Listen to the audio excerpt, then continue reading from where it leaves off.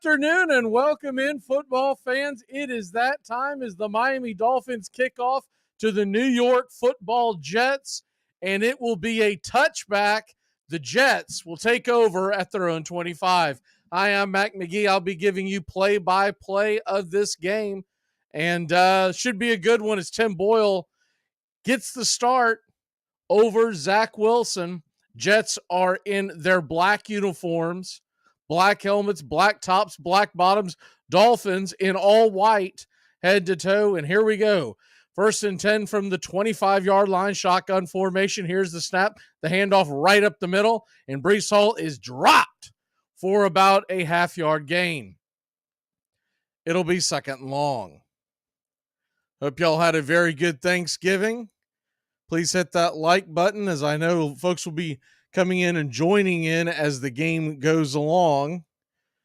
Getting the holiday shopping in. 2nd and about 9. We'll call it 9.5 from the 25.5-yard line of the Jets. Going left to right on your radio dial. Here's the handoff, and it's a sweep for about an 8-yard gain. It's going to be 3rd and very short, maybe about 2. It'll be a long 2 or a short 1. 3rd down, 14:09 left in the first quarter.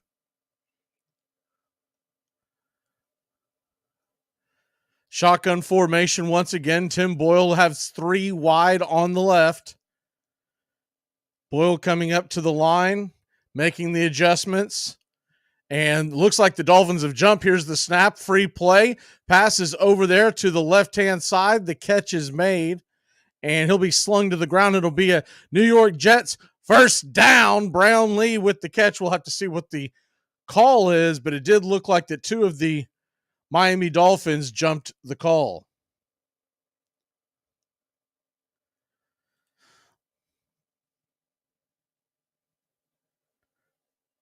And that's exactly what it will be. So it will be first down Jets.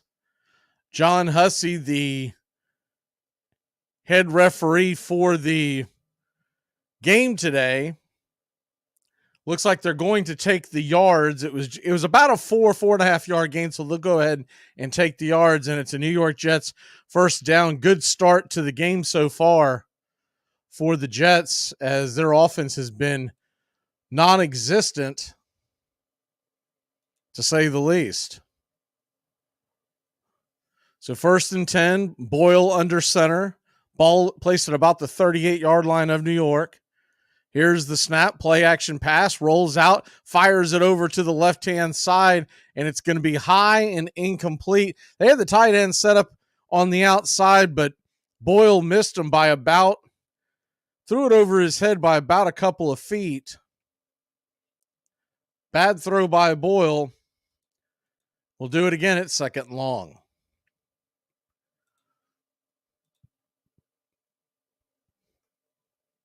Second and long, 2nd and 10, ball at the 38-yard line. Here's the snap. Handoff is off to the right-hand side, and Breece Hall is going to be dropped for about a 2-yard loss.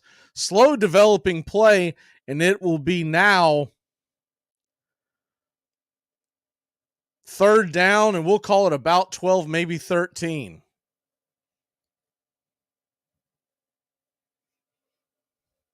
Slow developing play there for the Jets, and it'll be a shotgun formation, 4 wide, ball at about the 35-yard line of New York. 12:46 left here in the first. Shotgun formation, snap, drops back to pass, fires it over to the right-hand side. It's going to be caught, but Garrett Wilson will be stopped for about we'll call it a 3, maybe 4-yard gain, and it will be punt time here for the Jets. So a quick first down, and then the drive stalls out. Jets come into the game at about a 10-point underdog. The over-under in this game was sitting at about 38 at kickoff.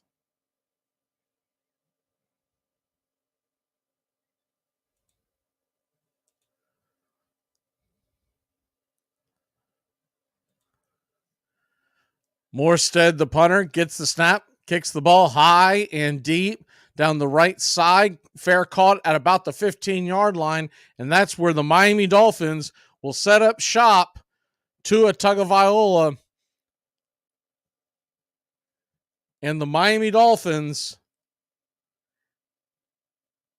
So we'll get everything set up here, and we will take a quick break. When we come back, Dolphins with the ball here on Braves Country Radio. Jets, Dolphins, Black Friday edition of the NFL.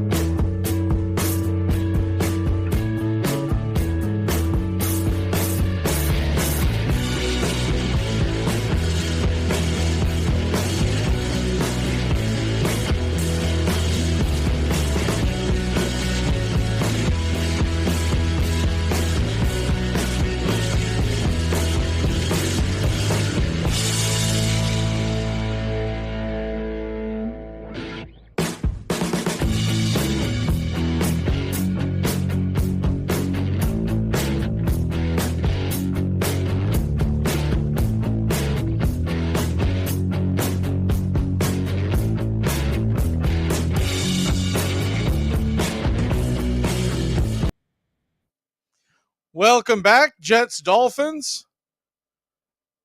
11:56 left in the first quarter. Dolphins with the ball at the Miami 15-yard line. Tua under center. Here comes the snap, the handoff off to the left-hand side. Dropped for about a 3-4 yard loss. Williams on the tackle, and it'll be second and long. Good penetration by the defensive line as they got into the backfield quickly. Almost took the handoff from Tua. There is a flag. Maybe that's why. Here comes a flag. It is a personal foul. Unnecessary roughness. So we'll have to take a look at that play again.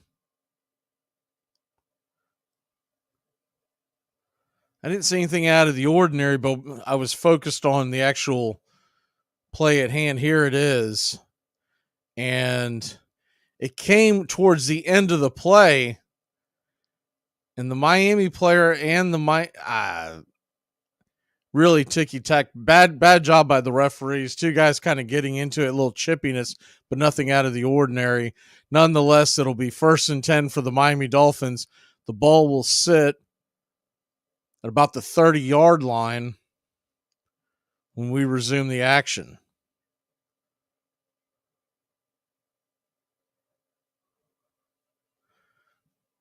So the enforcement was actually after the play was over. So the first down will actually be at about the 26 because it was a 4-yard loss.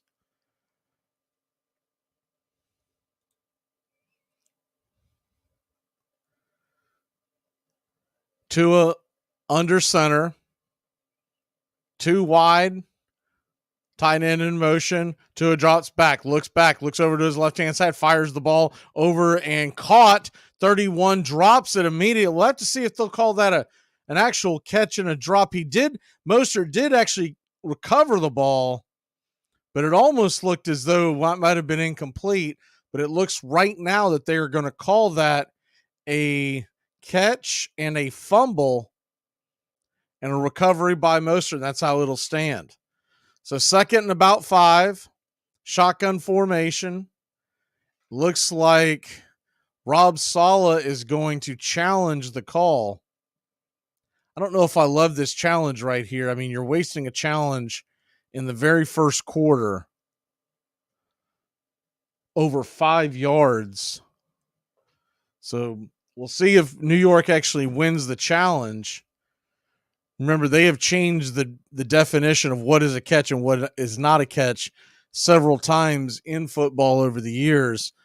Now it's supposed to be whether or not he made a football move after the catch, and that right there is always up for anticipation. They're going to head to break, and we will take that same break. When we come back, we'll get a verdict on the Dolphins and Jets scoreless here in the first quarter. We'll be back.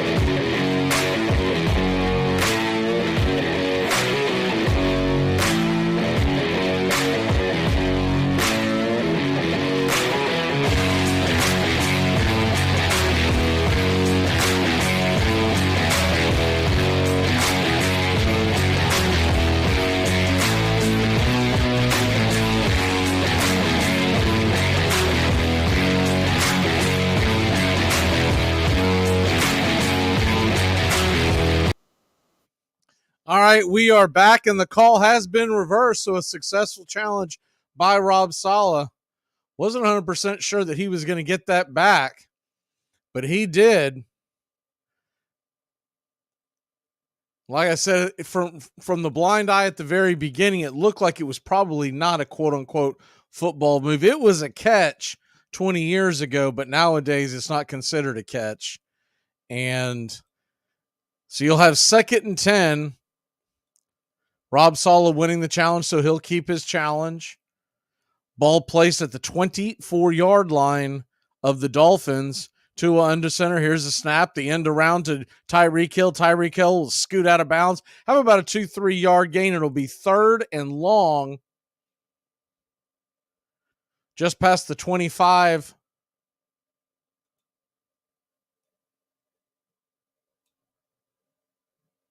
Nothing, your score.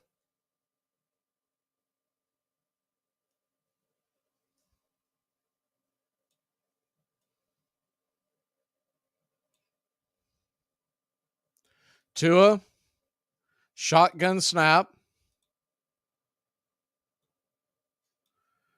3 wide on the left, 1 on the right. Here's the snap. Tua looks back, fires it down the left-hand side, and that ball is complete and caught. Tyreek Hill with the catch, and he is coming up lame, limping. His shoe is untied, but I don't think that has anything to do with it. He is coming up limping. possibly his left foot. He was getting press coverage up there and got burned. Was Reed. Reed got burned. He's lucky Hill didn't take it to the house. But when he came up, he pulled up lame. I believe it was his left foot. Hill head to the sideline. Shotgun formation, the snap, end around to Waddle. This time Waddle will take it over to the right-hand side. He almost gets a first down, 8.5, maybe 9-yard gain. They're taking a look at Hill on the sideline right now. Rolled over, looking at the replay. It looks like Reed, when they came to the ground, he rolled over and got on the ankle. So it's possibly an ankle sprain for Tyreek Hill, but we'll wait for word on that.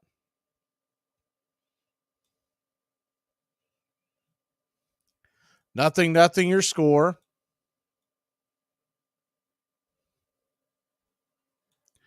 Snap is to Tua. Tua fires over to the left-hand side. The ball is in and out of the hands of Smith, and it'll be 3rd and 2 now. Dolphins are in field goal range.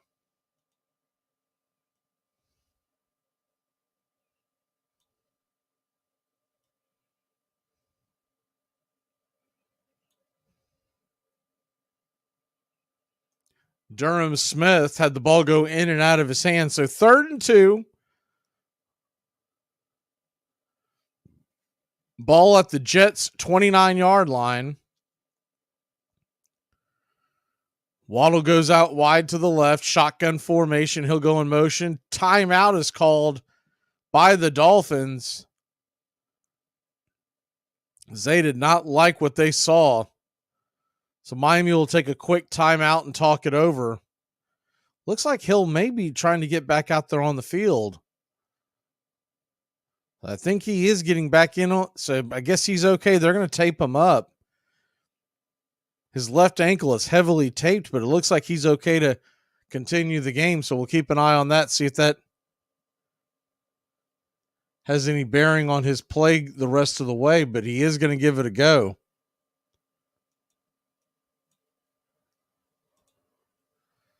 Two of 4 on the day, 43 yards passing. Dolphins running game is yet to get into the positive. They have -2 yards right now. Hill is out wide, so he's going to give it a go. 3rd and 2. Shotgun formation. 3 wide on the left, 1 up top. The snap to Tua. It's going to be a bubble screen to Hill. Hill has it. He knifes through the Jets defense, and he's down at the 10-yard line, and it's a Miami Dolphin first down. Tyreek Hill jumps up and celebrating, so he appears to be okay. So good news for the Dolphins.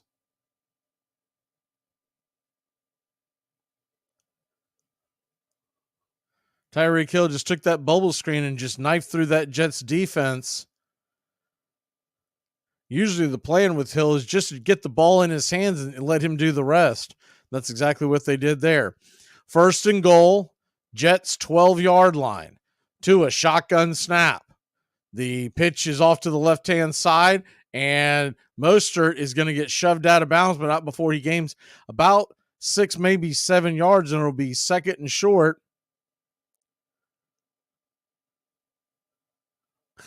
From the Jets' 5-yard line.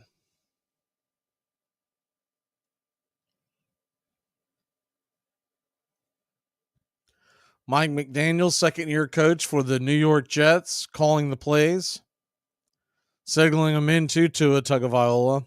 Looks like Hill is back over on the sideline, but he does appear to be okay. Just taking a breather on this play. 2nd and 4, shotgun snap.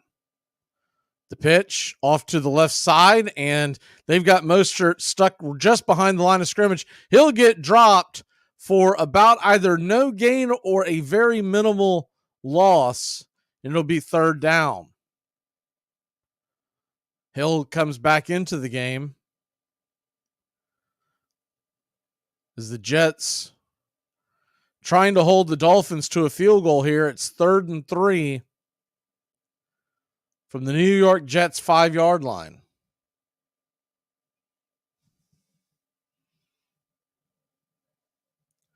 3rd and 3, shotgun formation. 2 wide up top, 2 on the bottom. The snap, Tua's looking, has all day. Tua's going to take off and run for it. He gets hammered and dropped at about the 4-yard line by Whitehead, and it'll be 4th down for the Miami Dolphins. Will they go for it? Dolphins usually pretty aggressive, and McDaniel looks to be looking into his playbook.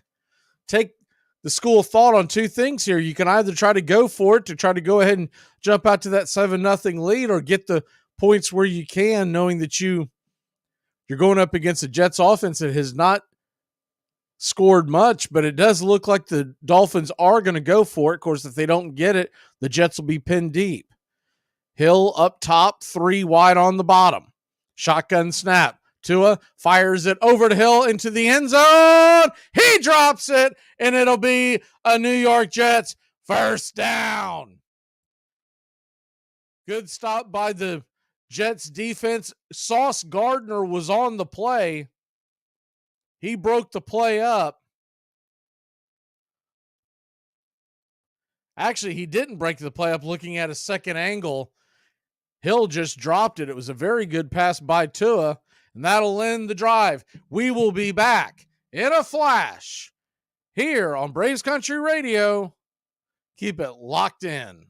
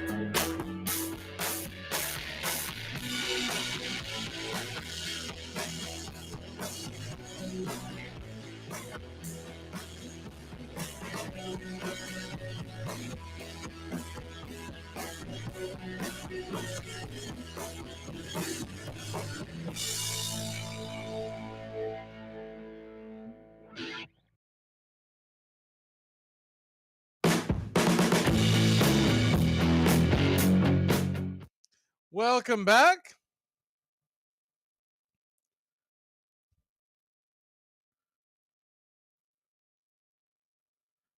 Jets have the ball at their own 5-yard line. Tim Boyle under center. I formation going left to right across your radio dial. Here's the play action pass. Boyle is going to be sacked. Fires the ball out as he's going down. The Dolphins have it. Looked like a forward pass, which would be incomplete, but he may be sacked in the end zone. So we'll have to see what's going on here on this play. The ball definitely went forward about, we'll say, 7 yards. So it appears to be an incompletion, but the question will be, did they have him in the grasp? Is it a safety, et cetera, et cetera? Here's a call on the play, and they're going to say it's an incomplete pass. No harm, no foul by number 7, Tim Boyle, and it'll be 2nd and 10. He got basically choke slammed to the ground and got the ball out, kind of flipped it forward, almost shovel pass style. Very dangerous play, but it saved the safety. I formation offset, Tim Boyle under center. left to right on your radio dial. Here's the handoff, and Breece Hall will be dropped for no gain, and it'll be 3rd and about 10.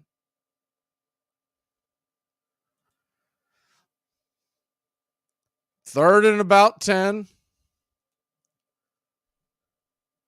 Good afternoon to you, Goat. Haven't seen you in a hot minute. Hope you had a good Thanksgiving. So Tim Boyle under center, shotgun formation, 3rd and 10 from their own 5-yard line. Dangerous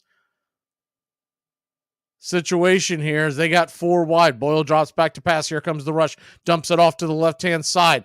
Making the catch and stumbling his way up towards the first down marker, but Conklin will be short of the first down by about a yard, maybe a tad more, and it'll be 4th down. The Jets will have to punt.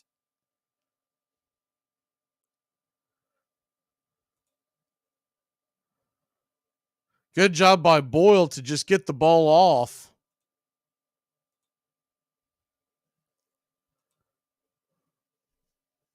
Morstead, the punter, standing in his own end zone on a 4th and 2.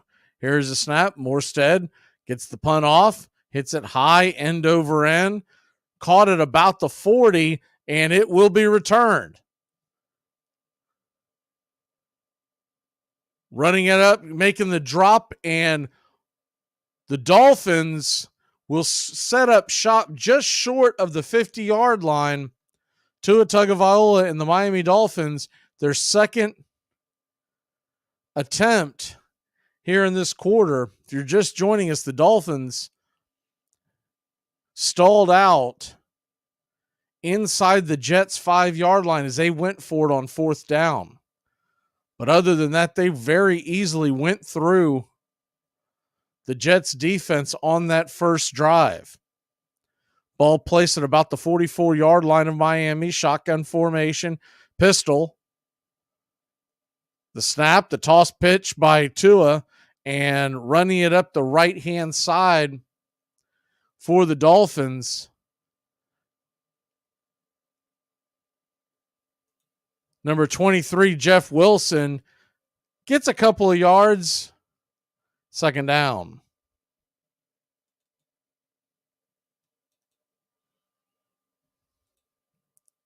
Second and 7. 4:26 left in the quarter. Miami nothing, Jets nothing. Here's a snap. Tua drops back to pass, fires it over to the right-hand side. It is complete and caught by Durham Smith, the tight end. He has got a Miami Dolphins 1st down.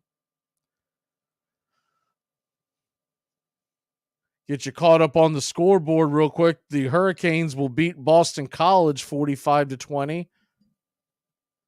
That game is in the books. It just went final. Oklahoma's all over TCU 62-38. That game's about 6 minutes left in it. Dolphins, 43-yard line of New York, 1st and 10. I formation, Tua. Toss pitch to the right-hand side. Wilson has it, runs it up the middle, goes knifing through the Jets defense for about a 12, 13-yard gain and a Miami Dolphins 1st down. Jets defense just absolutely getting pushed all over the field this first quarter by the Dolphins. The Jets defense that is heralded by many as one of the best in the NFL. We haven't seen it so far in this quarter. Dolphins are doing it through the air and on the ground. 1st and 10. Ball at the 30-yard line. I formation, Tua. Toss pitch over to Wilson again. They believe they have found something. He gets a few yards over on the right-hand side, and it'll be 2nd and about 7.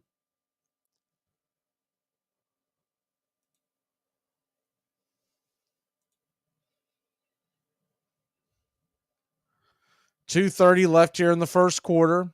2nd and 6.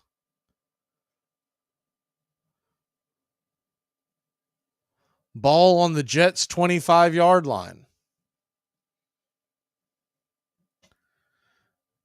Shotgun formation. Tua fakes the handoff, pitches it over to Tyreek Hill. Tyreek Hill runs over the defensive back and almost gets a first down. He'll be pushed out at about a yard to a half yard short. Very close to another Dolphins first down.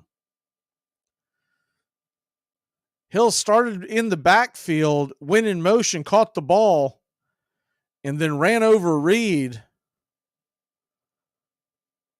The Dolphins are about a half yard short. Could be a full yard. Nonetheless, we'll call it 3rd and 1. Pistol formation. Here's the snap, the handoff. Nope, fakes the handoff, and it's going to be knocked away by the Jets defense. Good defensive play. They were trying to get it over to Durham one more time, but it falls to the ground, and it'll be 4th and 1. For the Dolphins, we'll see if they'll go for it again. Looks like they will send the field goal unit out. Go ahead and get the points on the board.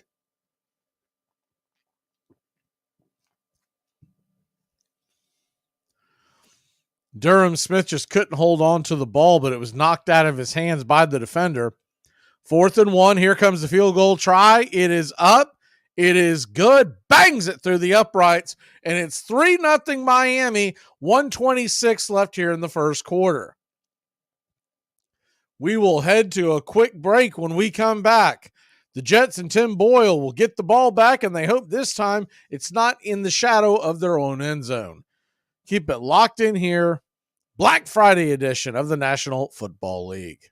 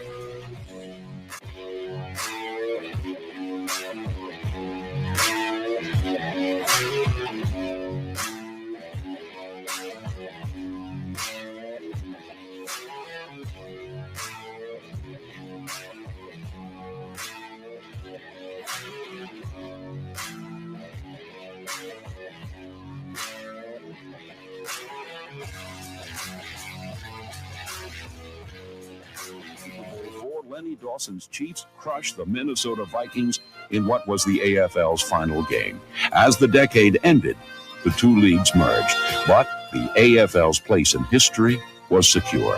The biggest thing in the 1960s is the impact of the American Football League. The American Football League opened up the game. They threw the ball all over the place. They brought on all these gimmicks. And the most significant thing was beyond the American Football League, but part of it was the beginning of the Super Bowl. Football's most prestigious game and America's greatest sporting spectacle truly owes a small debt of gratitude to the Renegade League that was a sensation in the 60s. The Renegade. Welcome back. Kickoff from the Dolphins to the Jets. The 3-0 lead goes in and out of the end zone, and the Jets will set up shop at the 25-yard line. This will be their third possession. First possession, they got a first down after a penalty, then had to punt. Second possession was 3 and out. They got the ball at their own 5-yard line. And here's the pitch off to Breece Hall. Breece Hall drops it, and he'll be dropped behind the line of scrimmage for about a 6-yard loss. Looked like a pretty good pitch by Tim Boyle. Breece Hall just dropped the ball, and it's second and very long. Just went off the fingertips of Hall, and he was looking for the defenders before he had the ball in his hand. So 2nd and 15. Jets on their own 19-yard line. Snap. Boyle fires it over to the left-hand side. Garrett Wilson has it for about a 5-6 yard gain. It'll be 3rd and about 10. They're about back to where the original line of scrimmage is at for 3rd down. Jets are in danger of going at 2 consecutive 3-and-outs here. Couldn't go much worse to start off for Boyle. The good news for Boyle, Jets only trail 3-0. 3rd and 10 from the 25-yard line. Shotgun formation. 3 wide down, 1 up top, 1 in the backfield. And there's going to be a flag on the play, and it looks like it's going to be a false start on the New York Jets. That'll back them up even further. It'll be 3rd and 15.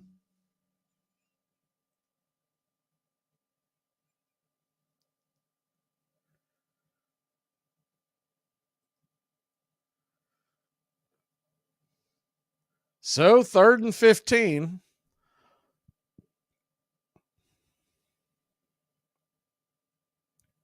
And that'll end the quarter. Winds down the end of the quarter. And when we come back, the Jets will have the ball at their own 20-yard line. 3rd and 15 as we begin the second quarter. It's 3-0 Miami here in an AFC East showdown. We'll be back in a flash.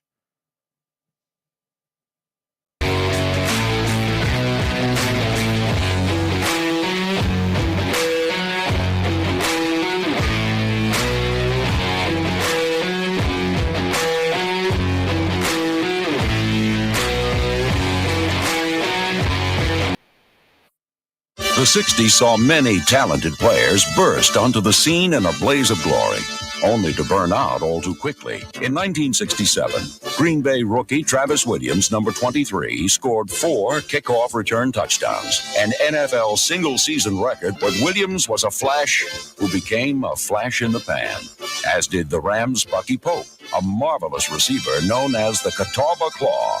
During Pope's 1964 rookie campaign, his average of 31.4 yards per reception was far and away the league's best. He also totaled an NFL-high 10 touchdowns on just 25 receptions. But the Catawba Claw eventually withered, and Pope was out of the league by 1968. Greg Cook had skills that seemed like pure dynamite. Yet sadly, Cook was destined to flicker out like a candle in the wind. As a rookie in 1969, Cook demonstrated why the Cincinnati Bengals made him their number 1 draft choice. Cook threw for 15 touchdowns and was the AFC's top-rated passer. Few first-year quarterbacks have ever asserted themselves so quickly, but Cook's staying power failed to equal the power in his passing arm. Greg Cook was I believe, the greatest talent to play the position. He was big, active, had a great arm, and had tremendous instincts. He could play today or at any time in the history of the NFL. He had a shoulder injury that affected his passing arm. Greg was a highly sensitive person, and so consequently it affected him, I think, a little bit psychologically. He had this physical injury that basically ended his career. But while he played, he was the best there was. Armchair. Well, the season's finally here. The Armchair Quarterbacks are back. Saturdays, 10 a.m., you'll be tailgating with the Armchair Quarterbacks. Mac McGee, Joey Antones, and the rest of the Armchair Quarterbacks live, 10 a.m., Saturdays this fall. Talking college football, SEC, ACC, Big Ten, the NFL, fantasy football advice, and our picks against the spread. Right here on Braves Country HD, 99.1 FM, WQEE. Yeah, the Armchair. Let me see if I can cut to the chase by using myself as an example. 6 months ago, I was living in Boston. My wife had left me, which was very painful. Then she came back to me. which was excruciating. Yeah, the armchair quarterback. Welcome He's back. Kind of fun and he's kind of fat. The All-American man. 3rd and 15 from the Jets' 20-yard line. Shotgun formation for Tim Boyle and the boys. Here's the snap. Boyle drops back to pass. Has to dump it off quickly. Breece Hall's dropped in the back. Just about 2 yards behind the line of scrimmage, and it'll be 4th down and long. Jets offense does not look any better than when Zach Wilson was on the field.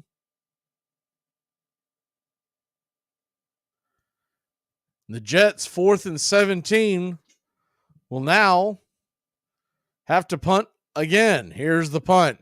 High kick, end over end, drifting back to about the 20-yard line. It'll be returned. Knifing his way up all just at about the 40-yard line for the Miami Dolphins is Braxton Berrios, and that'll be 1st and 10 for the Miami Dolphins in very good field position once again.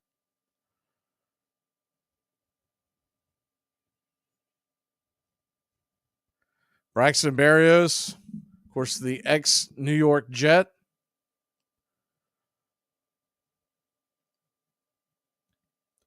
Jets fans have been much anticipating this to see anyone but Zach Wilson playing quarterback. I'll tell you, doesn't look much better. Shotgun formation for Tua.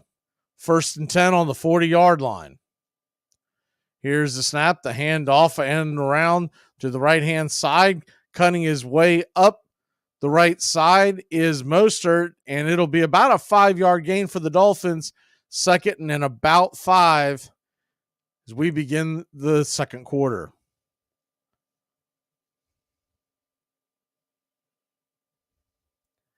Dolphins 3, Jets nothing. Second quarter.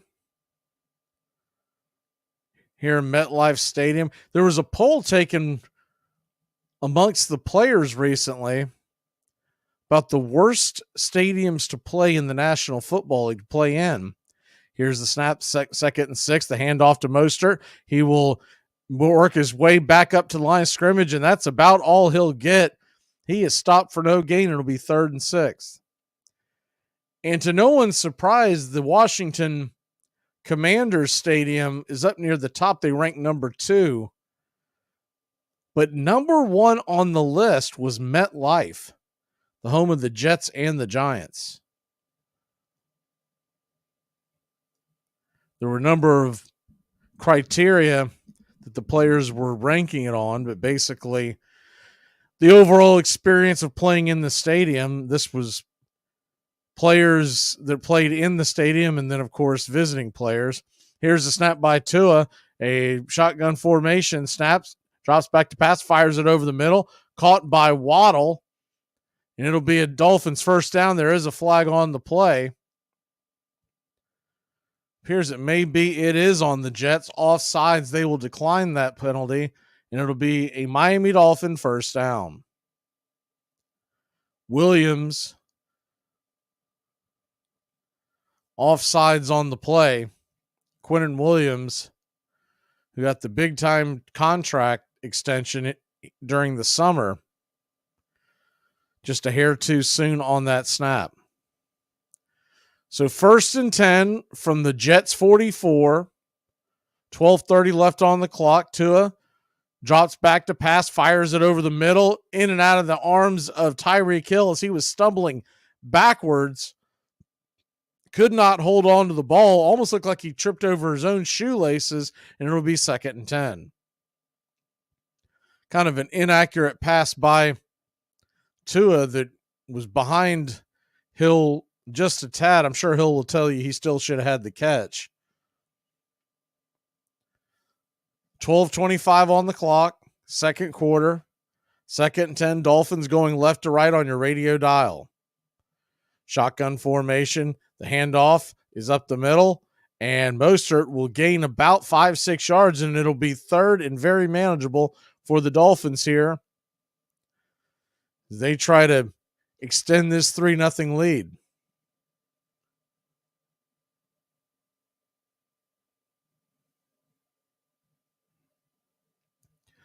They're going to call it 3rd and 5, 12 minutes left here in the second. Jets fans on their feet trying to will their defense to a stop here. 3rd and 5, we'll call it the 39-yard line. Here's the snap. Tua drops back to pass, fires it over the middle, caught for a Miami Dolphin first down. Jeff Wilson with the catch out of the backfield. He fires his arm in the first down motion, and the Dolphins keep the chains moving.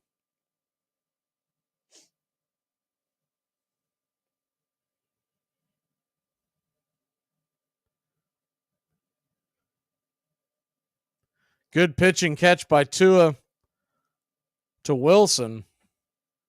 The Dolphins once again are on the move. 1st and 10, 32-yard line. Dolphins shotgun formation. Here's the handoff off the right side, and it'll be about a 2-yard gain by the Dolphins. Looks like it was Wilson on the carry. He just tapped himself on the shoulders. I think he wants to come out. 2nd and about 8.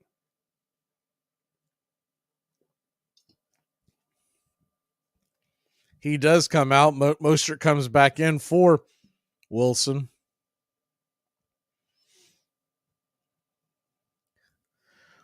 Waddle in the backfield. Shotgun formation.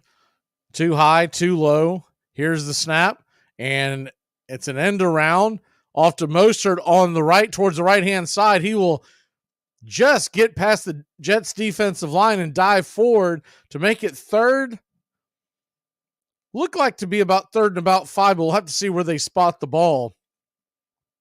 10 minutes left here in the second quarter. They're going to call it 3rd and about 6. Give them about a 3-yard gain. Dolphins, 9th play of the drive. They've already gained 32 yards on this drive. 3rd and 6 from the 28-yard line of the New York Football Jets. Shotgun formation.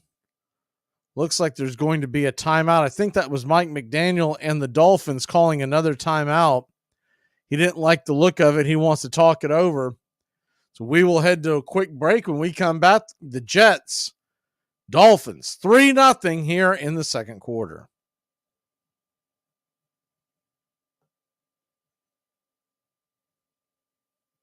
Well, the season's finally here. The Armchair Quarterbacks are back. Saturdays, 10 a.m., you'll be tailgating with the Armchair Quarterbacks. Mac McGee, Joey and Tones, and the rest of the Armchair Quarterbacks live, 10 a.m. Saturdays this fall. Talking college football, SEC, ACC, Big Ten, the NFL, fantasy football advice, and our picks against the spread. Right here on Braves Country HD, 99.1 FM, WQEE. Yeah, the Armchair. Welcome back. 3rd and 6, shotgun formation, too high, too low. Tyreek Hill in motion. Here's the snap. Tua looking for Tyreek, fires it over to the left side. That ball almost intercepted, but caught by Waddle. Waddle fights off about 3 defenders, and he has a Miami Dolphin first down at the New York Jet 9-yard line. Great catch by Waddle. Dangerous pass by Tua, but he got away with it. Kind of just floated it in there. A timing pattern. And 2 of the Jets defenders were closing in on it, just could not quite get there in time. Here's the snap. 1st and goal from the 8-yard line. Handoff up the middle. About a 1-yard gain by Mostert. It'll be 2nd and goal. Dolphins have been down here in the red zone all 3 possessions. If you're just joining us, the first possession stalled out after a 4th and goal. They went for it, could not get the touchdown. Kicked the field goal in the second possession, and now threatening once again. 2nd goal, 7-yard line. Here's the snap, the pitch, and Tyreek Hill will walk into the end zone, and the Miami Dolphins lead it 9-0.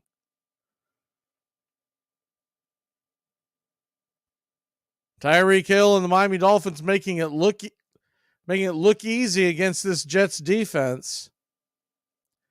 Hill coming out of the backfield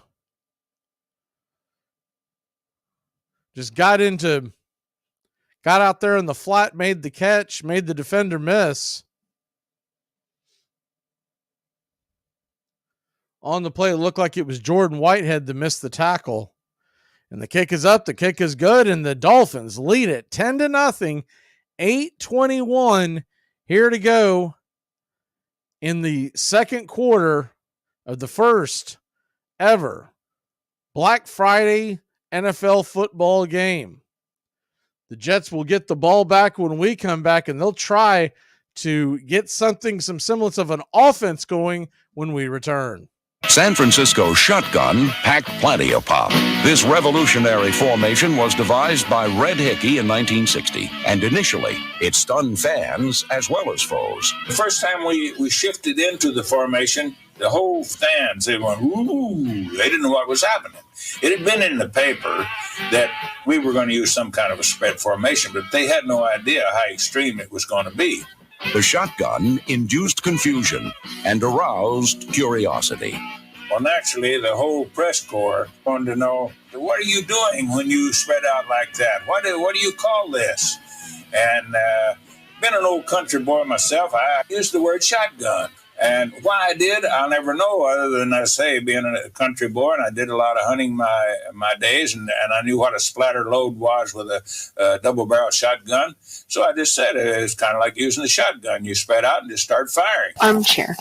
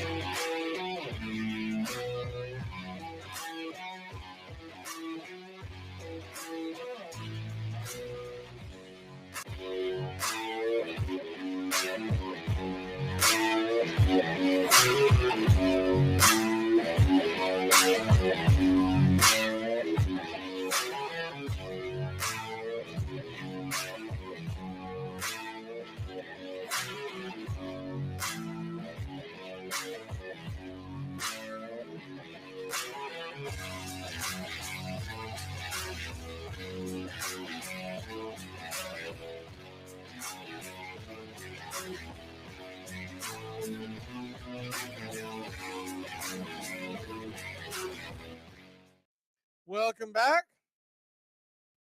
Jets trail this game 10-0. That was the line that most people were getting out in the desert today, around a 10-point spread, give or take, depending on the book that you found. The over-under was sitting at around 38. Some had it 39.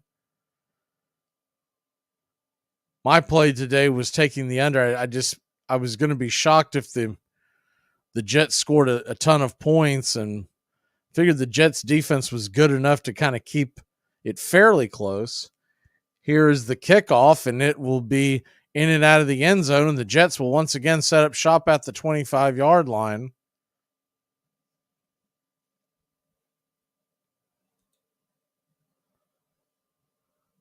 Dolphins 10, Jets nothing.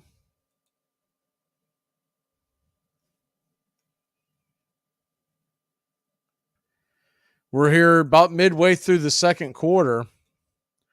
Jets line up in the I formation.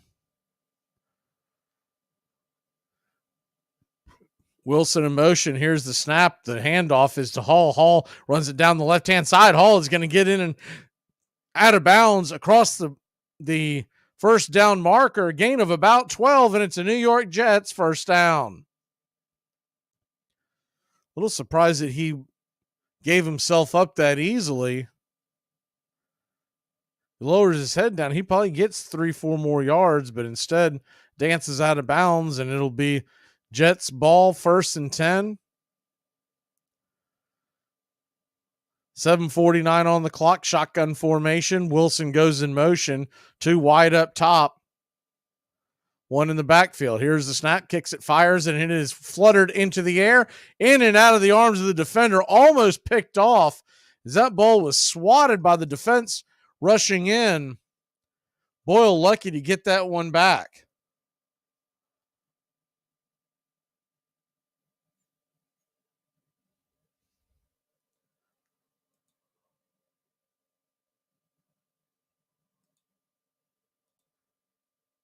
It was a high snap, but that really had nothing to do with the poor execution on the play. Boyle just turned and fired the ball without looking. There was a defender standing right there, and he swatted it up in the air. Shotgun formation, 2nd and 10. Boyle fires it over the right-hand side. Hall's got it. Hall drifts, dips, and dives ahead for about a 7-yard gain, and it'll be 3rd and about 3. Jets approaching midfield for the first time.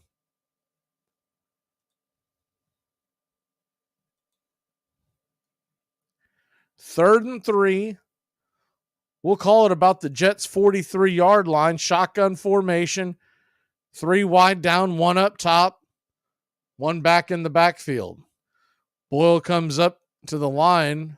Looks like he's making a change on the play. Here's the snap. Drops back to pass. Getting pressure. He will go down once again, and the Dolphins will do I guess it's a chicken dance, as they celebrate the sack, and it'll be 4th down, and the Jets will have to punt once again.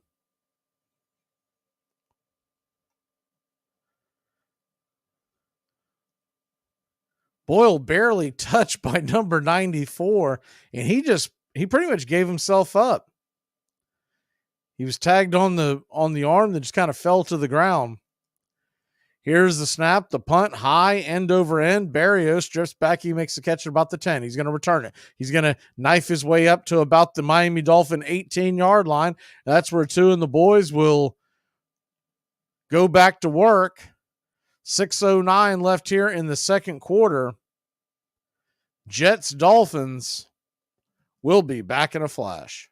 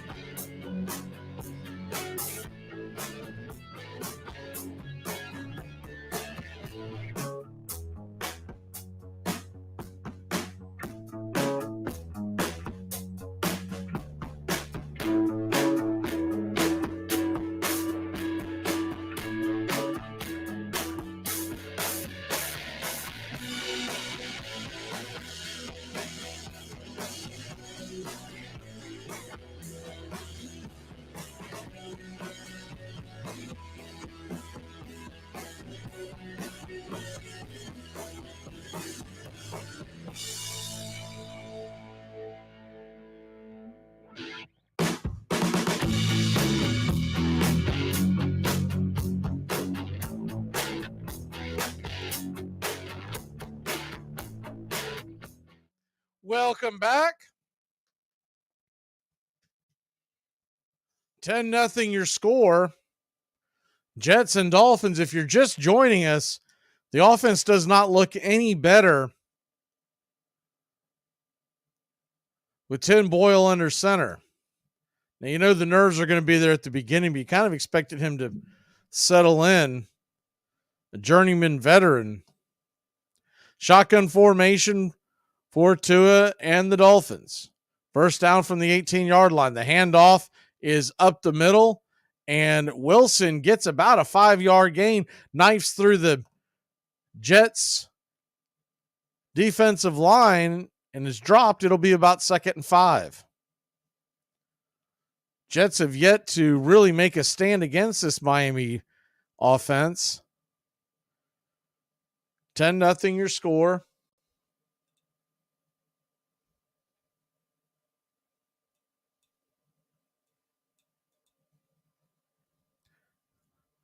About 5:32 left on the game clock. Tua under center. 4 wide, man in motion. Here's the play action pass. Fires it over the middle, and that'll be a catch. And a Miami Dolphin first down. Jalen Waddle making the grab.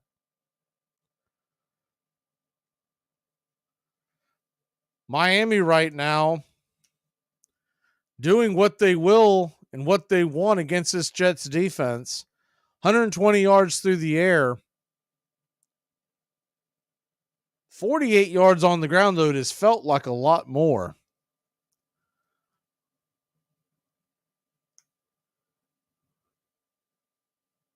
Shotgun formation, pistol set. Here's the snap. Here's the pitch. Off to Wilson. Wilson runs it off to the right-hand side. He'll get about a 3 or 4 yard gain, and it'll be 2nd down.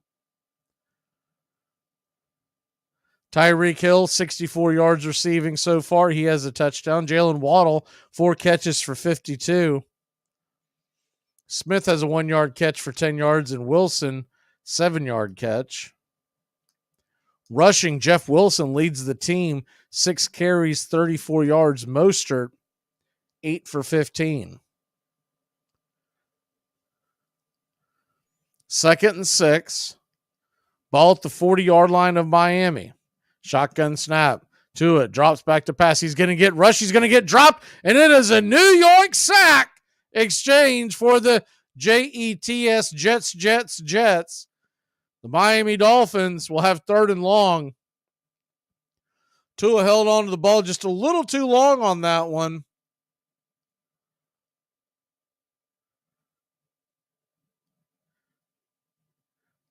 They did a play action off the shotgun formation. That might have thrown Tua off once he looked up.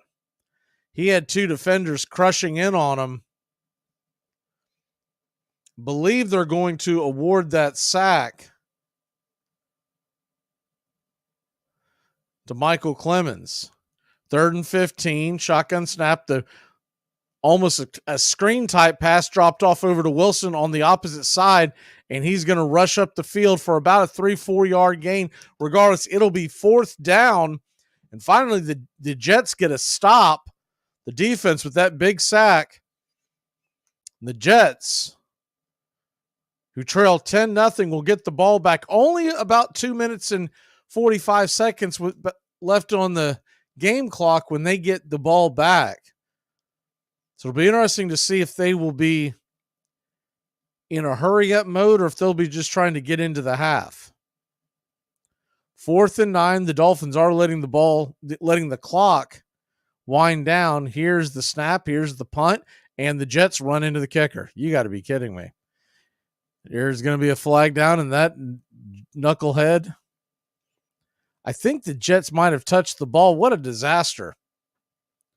So not only did the Dolphins are going to get a roughing the penalty call, but they almost got a fumble recovery on the terrible job by the return team. Now the head referee is going to go over, I think that might just be running into the kicker, which would be a 5-yard gain, 5-yard penalty. So they may decline this. Did not look like a roughing. Does appear they're going to give him for a running into the kicker. So they're going to decline that call. Jets very fortunate that was not a roughing. Charles was the defender that ran into the kicker. He hit him pretty hard, but he did try to catch him as he fell, so that might have saved him. But the Jets on the return, I didn't see it, but the return man for the Jets, Xavier Gibson, ran after the ball after it bounced around, so he must have felt like it might have touched him. Any way you look at it, it is an absolute disaster. So the Jets will get the ball deep in their own territory. 2 minutes, 17 seconds left. The ball on the 22-yard line. They do have all 3 timeouts. Here's the snap. There will be no snap. Here's a flag, and it looks like the Jets are going to get called for another penalty. It'll be 1st and 15. You couldn't script it any worse than what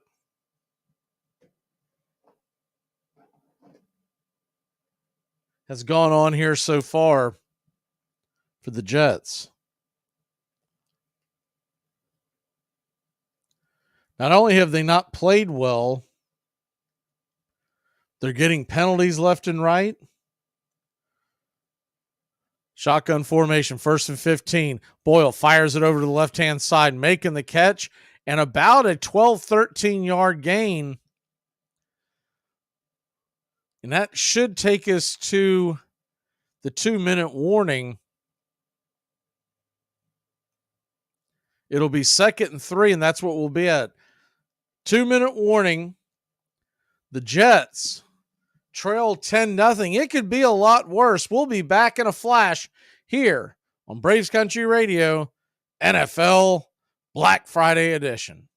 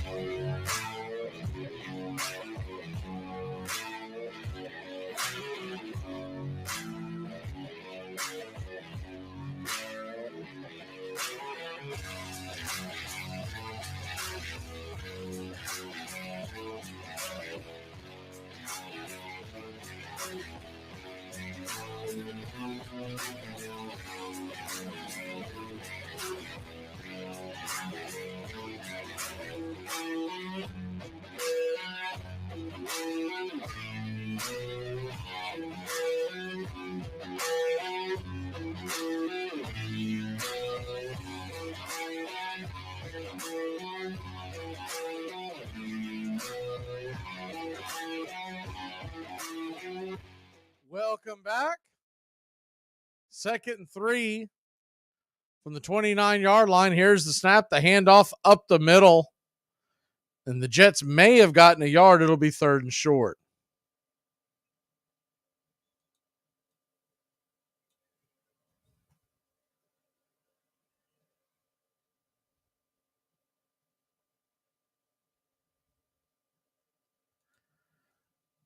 Jets in the Tim Boyle era.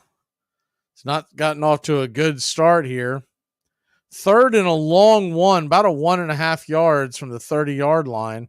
Shotgun formation, 2 up top, 2 down low. Here's the snap, the pitch, the flip over to Breece Hall. He'll be dropped for maybe getting back to the line of scrimmage. Any way you look at it, it's going to be 4th down. Boyle standing over the side, looking over the sideline like they may go for it. I don't know what makes him think that they would go for that. 4th and short on your own 30. And they've shown absolutely no sign of being able to move the ball.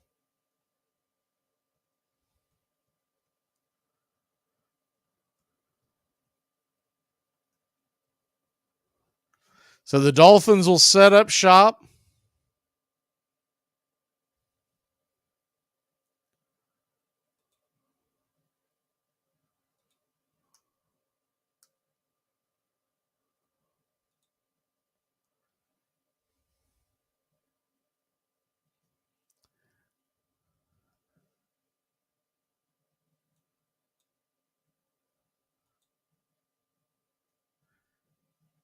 Jets trail 10-0. A minute and 14 seconds left. 4th and 1. Not sure what the delay is here. They're taking a while to get started back up again. Seems like there ought to be a delay of penalty call, but here we go. The 4th and 1. The punt is up high, end over end. Berrios has it. He will return it, and he gets dropped to about the 27-yard line of the Dolphins. They'll have the ball with about a minute 1:05 left on the clock.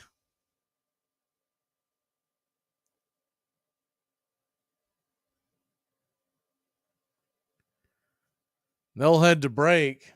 And as they do that, take a look at the action heading into the NFL weekend. Of course, this is college football rivalry week, which is obviously the big thing going on in the world of college football. Missouri and Arkansas have just gotten underway in the Southeastern Conference. Missouri, number 9 in the country, facing 4-7 Arkansas. It is 0-0. That game just getting underway. Missouri was about a 10-point favorite in that one. Hope y'all had a good Thanksgiving. This really begins, to me, the second season of the NFL. You get that first season that you kind of get your feet wet and kind of figure out where the teams are. Once you hit that Thanksgiving weekend, it's a good barometer for who are pretenders and who are contenders.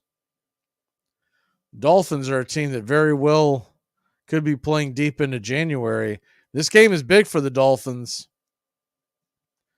They're 7-3 and first in the AFC East. But by no means have they put that division away. You still got the Bills as contenders. The Jets right now, you would have to consider them as pretenders.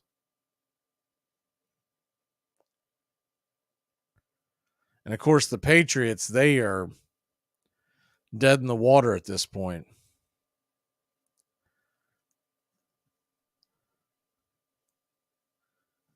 Taking a look at the game so far, Dolphins have dominated this game to us. 11 of 16 for 139 yards passing. Does have a touchdown. 116 passer rating at this point. Jeff Wilson, 6 carries for 34 yards, and Raheem Mostert, 8 carries for 15 yards.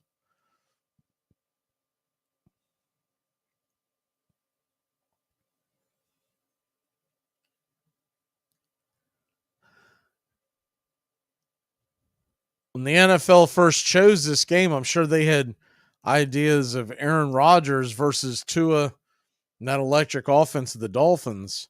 It's being their first Black Friday game. Of course, that got thrown by the wayside 4 plays into the season, but Aaron Rodgers still contends that he does want to play this year. Back to the action, shotgun formation. 1st and 10 from the 27. It is going to be intercepted. It is going to be a pick 6 for the New York Football Jets. And Eccles and company have made this a ball game as Tua Tagovailoa inexplicably threw one out there in the flat, just a floater. And the Jets, pick 6, takes it to the house. Mike McDaniel's mouth is on the floor. He cannot believe that throw. Honestly, it looked like a throw by a rookie, not a Pro Bowl veteran like Tua Tagovailoa, he just lofted it out there on the edge. Maybe he just did not see the defender. Here's the kick, and just like the Jets have done all game long, they missed the kick. Zuerlein spits the bit. It's 10-6. You know every point is going to be absolutely very important for the Jets. You cannot be missing extra points. Tua, once again, just forced one in over there.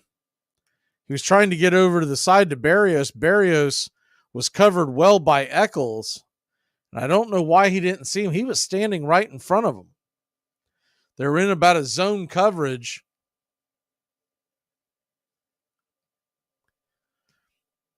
As soon as he let go of the ball, that made it about easy as you could make it.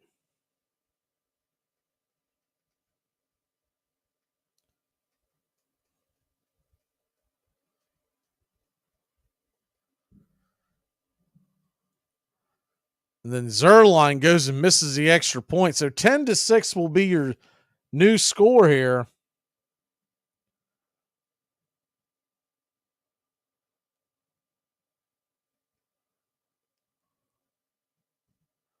Here's the kickoff. 58 seconds left here in the second quarter. We got a new ball game. Ball is going to be returned out and falling ahead to about the 30-yard line. Miami Dolphins and Berrios giving Tua Tagovailoa a good field position. There is a flag on the play. Usually that means this ball is going to come back a bit. We'll see.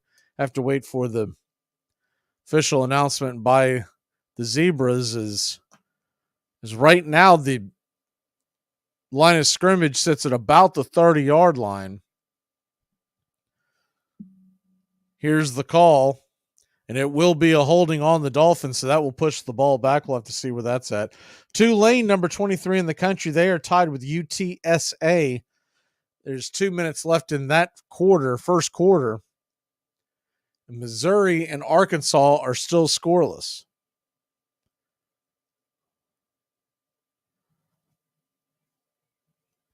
So Tua and the Dolphins go back to work. Now, they get the ball first in the second half. The ball will be pushed back to about the 20-yard line. They're stepping back a few more yards. So we'll wait till they actually set the ball. The line judge has moved the ball 2 or 3 times. So it'll be 1st and 10. There's 53 seconds left here in the half. It has now been pushed back to the 13-yard line after 2 more moves. 1st and 10, shotgun snap. Throws it over to Hill. Hill on the right-hand side gets pushed out of bounds for about a 2-yard gain, and it's 2nd and 8.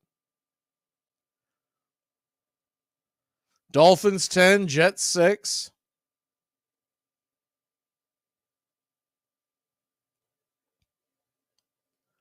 .48 seconds left in the quarter. 48 seconds left in the half.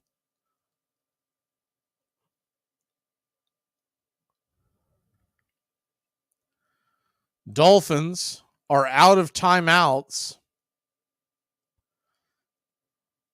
2nd and 8, shotgun formation. And it'll be another bubble screen over to the left-hand side, and Jalen Waddle will make the catch. He will move the ball for about a 10-yard gain, and it's a Miami Dolphin first down. Jets have really been wide open on that bubble screen. Their defense has not shut that down yet. 25-yard line, 27 seconds left. Tua drops back to pass, fires it over the middle. Making the sliding catch is Jalen Waddle, and it's another Miami Dolphin first down. About 11-yard game. Tick, tick, tick, tick, tick, tick. The clock is ticking, 36-yard line.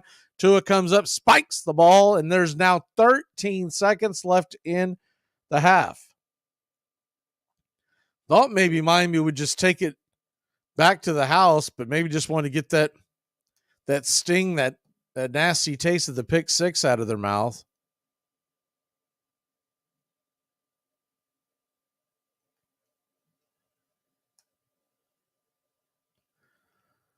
Shotgun formation, Tua and the Dolphins at the 35-yard line of Miami. Make it the 36. 2nd and 10, 13 seconds left. Drops back to pass. Fires it over to the left-hand side. That'll be caught and out of bounds by Waddle. It'll be 9 seconds left, 3rd and about 1.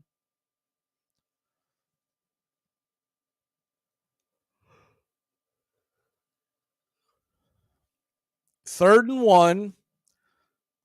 Miami 10, Jets 6. The game 9 seconds away from halftime. The ball is at about midfield. Call it the 45 of Miami. And there's going to be a timeout called now by the Jets. The Jets use their first time out of the half. Just want to regroup, want to make sure they're not going to get burned on anything deep. You have to look at this play here, and you got to figure the Dolphins are going to have to hit the sideline. There's not really a play that you could set up that you could catch it over the middle and come up and spike it in time.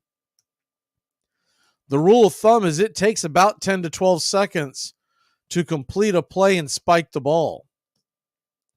So if they get caught inbounds, for all intents and purposes, the half would be over. Dolphins, 3 wide up, top 1 down low, shotgun formation. Here's the snap. Tua all day long, nobody rushing the quarterback, and that ball is picked off again.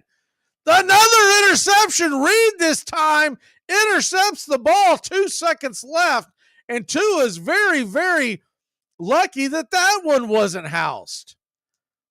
The defender fell to the ground after he picked it off, but it was in the same area out there in the flat.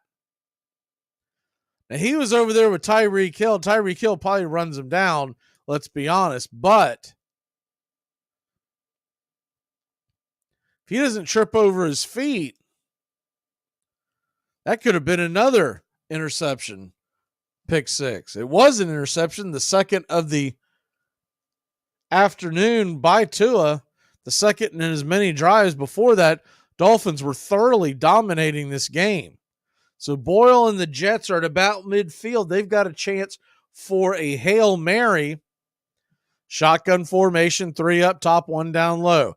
Boyle drifting back, lets her fly deep into the end zone, and it'll be intercepted by the Dolphins. They're going to return it out.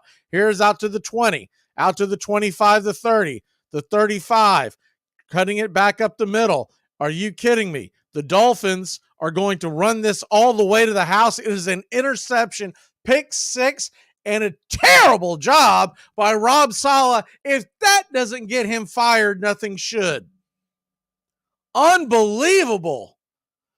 The Jets have their own pick 6. This one 100 yards to the house. And Rob Saleh, another bad job. Unbelievable. Tim Boyle throws this ball down the field. Not a very deep pass, by the way. Barely gets it to the end zone. And almost it's fitting that we're here on Thanksgiving weekend, almost in kick 6 type territory when Auburn did it to Alabama.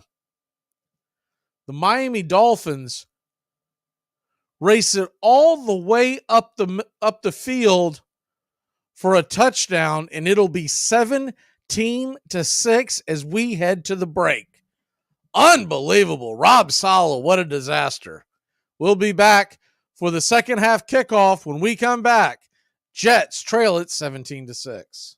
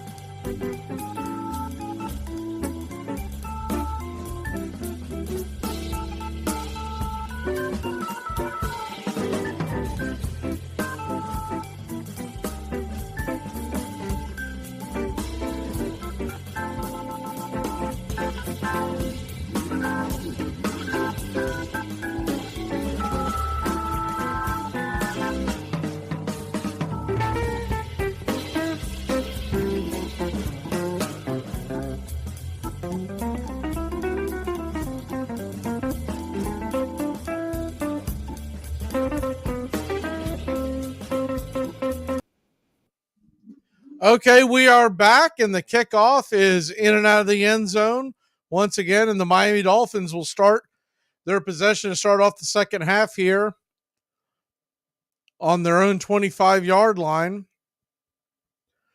going right to left across your radio dial. Mike McDaniel and the Miami Dolphins up 17-6.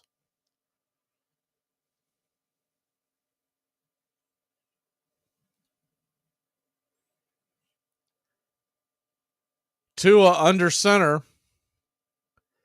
Here's the snap, the handoff up the middle to Jeff Wilson. Jeff Wilson will get stopped for about a 1, maybe 2-yard gain.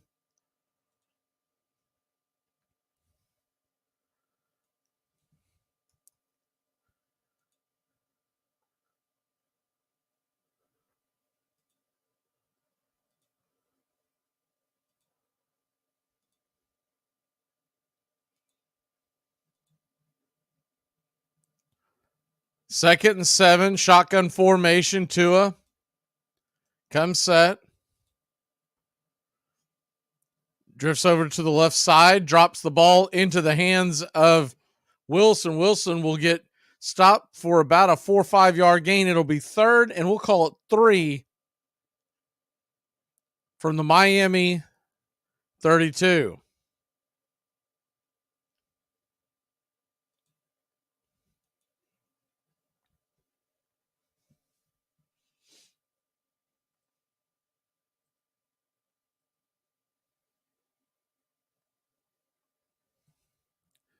Third and 3, shotgun formation. 3 up wide, 1 down low. Here's the snap. Tua drops back to pass, fires it over to the right-hand side, and deep down the field, and Waddle burns another. I believe that was Sauce Gardner.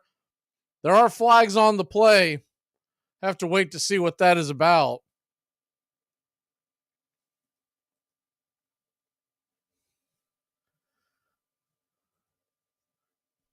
Waddle and the Dolphins continuing to burn the defense of the Jets, and it'll be a penalty, illegal use of hands. That'll get declined, called on Eccles, and it'll be a first down. Miami once again threatening to score. Sauce Gardner just gets absolutely scorched on the play, bit on the first move that he saw. Waddle went flying right by him. Makes the catch. First down, Miami. Here's the handoff up the middle. About a 2-3 yard gain off to the right side. Down to the Jets' 32-yard line. It's second down.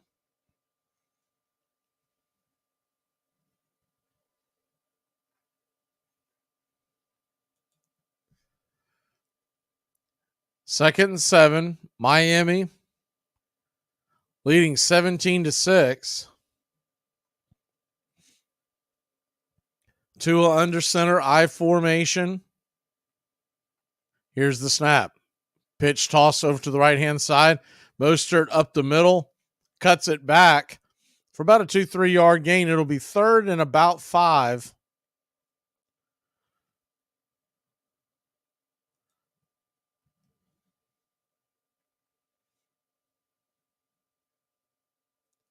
Third and 5. Third and 4, a long 4 they'll call it. 12:20 left here in the third quarter, just beginning the second half. Shotgun formation. 2-1 in the backfield, 2 up top, 2 down low. Going right to left across your radio dial. Here's the snap. Drops back to pass. Here comes the defensive rush, and it will be a sack. And I believe, I have to wait to see if there's a flag on this play. One of the Jets defenders gave a late push to a Miami offensive lineman. I think he might have gotten away with it.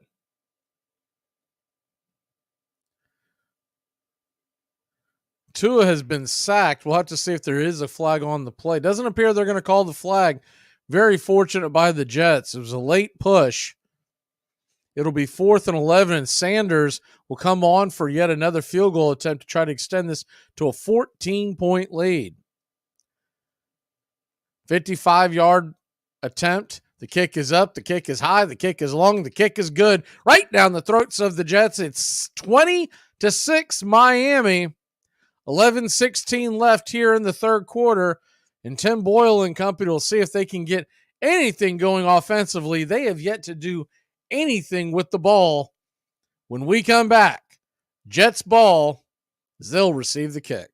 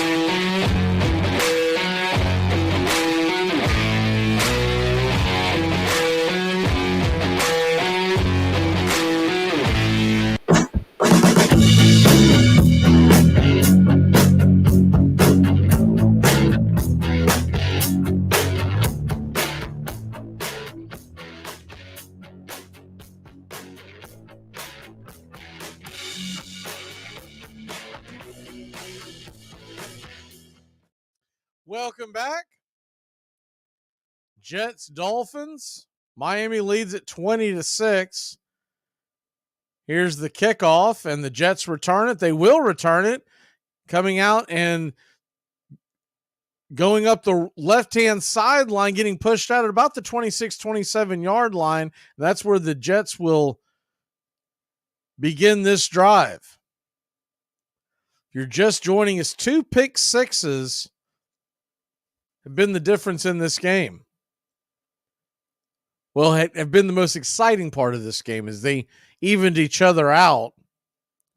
Tua threw a pick six to the Jets, making the game 10-6 and giving the Jets a fighting chance. And then the Jets tried a Hail Mary at the half. Tim Boyle could barely get it to the goal line, and it was returned all the way for a Miami touchdown, 100 yards. Here's a snap by Boyle, hands off to Breece Hall. Breece Hall is dropped after about a 1 or 2 yard gain. It'll be second and long. 20-6 your score. 10:54 left here in the third quarter. Jets moving left to right on your radio dial. Jets in their all black attire. Black helmets with the Jets across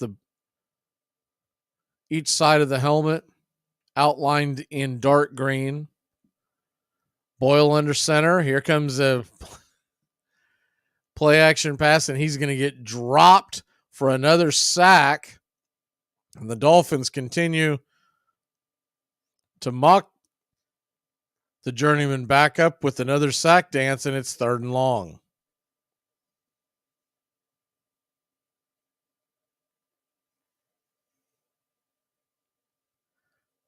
Reading it all the way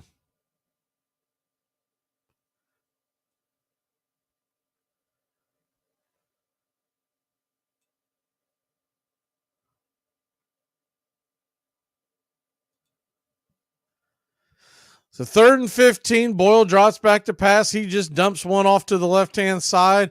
Conklin will make the catch. He'll get about a 4 or 5 yard gain, and it'll be punt time again for the Jets.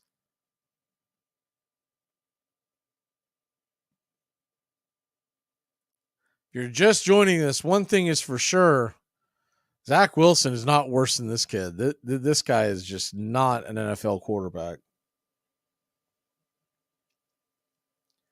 If you've listened to New York radio or whatnot over the last few weeks, everyone's saying giving Tim Boyle a chance. They've given him a chance, and he has done absolutely nothing.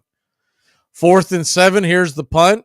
And high end over end kid, Braxton Berrios, drifting back. He will drop the ball, picks it back up, and he'll get dropped to about the 14-yard line. There is a flag on the play.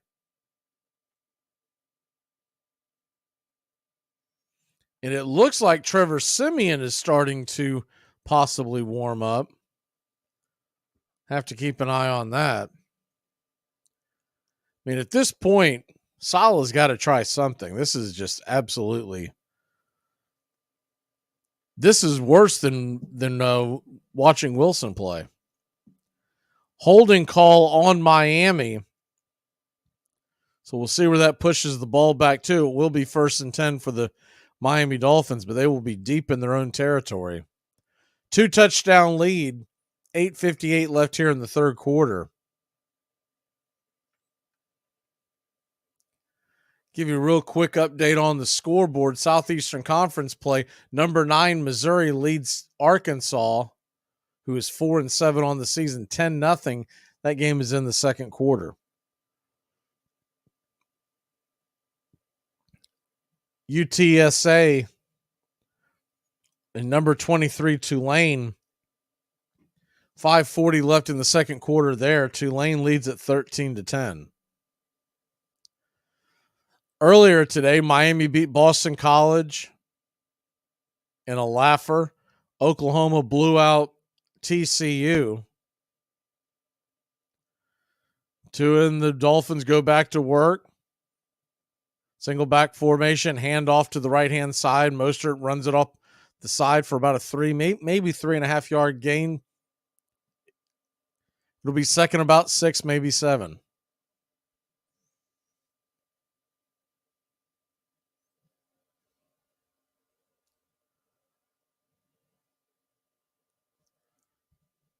Second and 7. 8:28 on the clock. Shotgun formation. Tyreek Hill goes in motion up to the high side.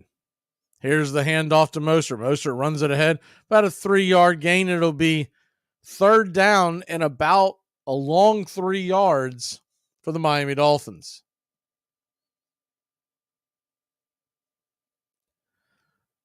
Appears that the Jets are going to get back in this game. The defense is going to have to be the one that does it.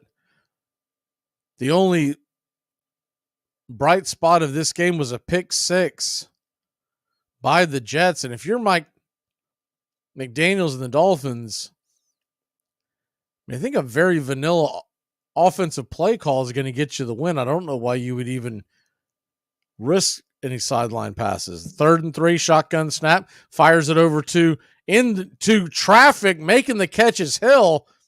He was surrounded by 3 defenders. The ball got through there somehow, and it's a Miami Dolphin 1st down.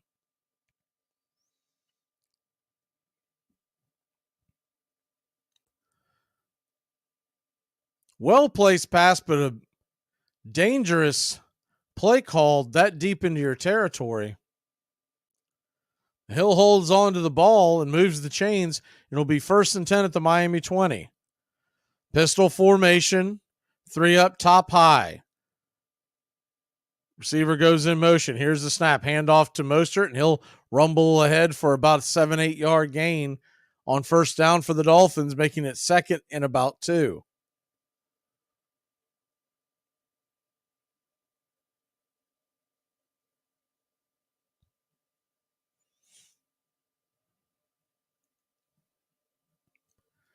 Dolphins 20, Jets 6, 6:31 left in the third quarter.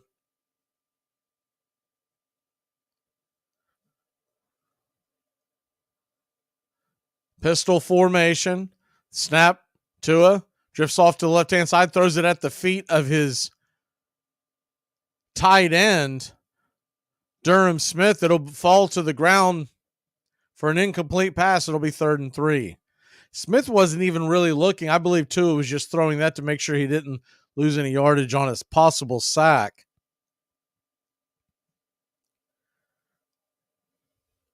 Want to know how bad the Jets offense has been today? Take the interception out. Still just 43 yards through the air and 23 on the ground. 3rd and 3. End around to Tyreek Hill. Tyreek Hill will burn right past the first down marker, dance out of bounds, and it's 1st and 10. Miami as they creep closer to midfield. Jets have yet to have any kind of an answer for Tyreek Hill. Comes around on an end around. Bit of a shovel pass, so that will technically be a forward pass. But Hill just uses his blazing speed to beat the defenders to the outside corner, and it's a Dolphins 1st down. 1st and 10 on the Miami 39. The handoff up the middle. About a 3-yard gain by Jeff Wilson. It'll be 2nd and about 7.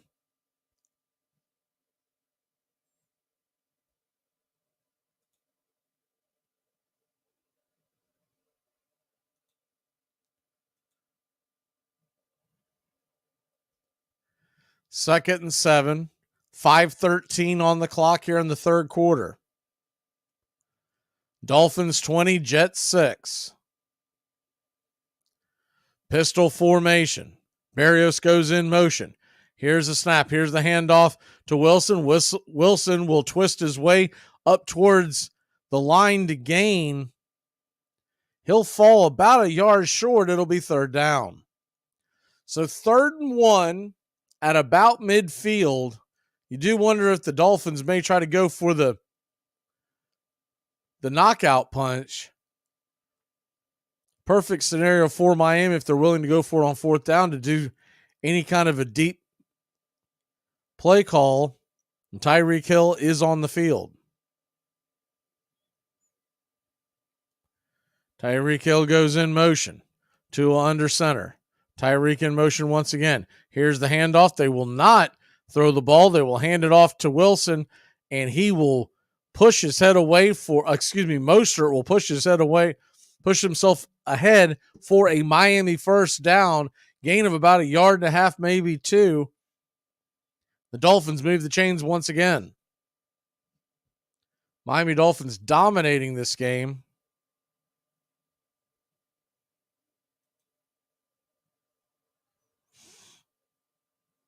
Time of possession as the handoff to Mostert is up the middle.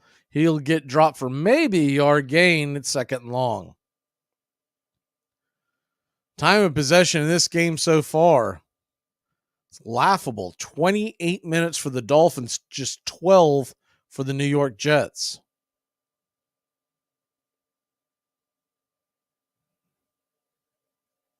So 2nd and 9. Just over 3 minutes left here in the 3rd quarter. Shotgun formation. Smith in motion. Here's the handoff, the pitch over to Mostert. Mostert will get dropped for about a 1-yard loss, as the line of scrimmage will now be at midfield. The 50-yard line will be 3rd and long. Even if the Dolphins don't get another 1st down on this drive, they have flipped the field. Will make it very difficult for the Jets to put anything together here. Jets trail by 14. It's getting closer and closer to the 4th quarter. Fast-moving game. 2:27 left on the clock here in the 3rd. Shotgun formation. 2 up top, 2 down. Here's a bubble screen off to the side to Mostert. Mostert's going to get tackled and pushed out of bounds, and they're going to get him for a late hit. The Jets, once again, shooting themselves in the foot. And it's going to be a Miami Dolphins 1st down. Might have been a face mask. I thought it was a late hit. Well, I don't know about that. He barely touched his face mask. So if that's the call, because he lets go of it the moment he touches the face mask. That's a poor call by the refs. Thought they were getting him for a late hit, but it's just a very terrible call by the referees. They're going to get mostly for a 15-yard face mask. For those of y'all who can't see it, he grazed the face mask, had a hold of it for a split second, then let go of it, so he did not tug on it. Just a very bad call by this referee crew. Be first and 10 Miami, and the Jets, who were almost off the field, get bailed out by the Zebras. 1st and 10, 20-6 your score. Ball stands on the 35-yard line. Here's the handoff. Off to the right-hand side is Wilson. He will rumble ahead for about a 6-yard gain, and it'll be 2nd and short.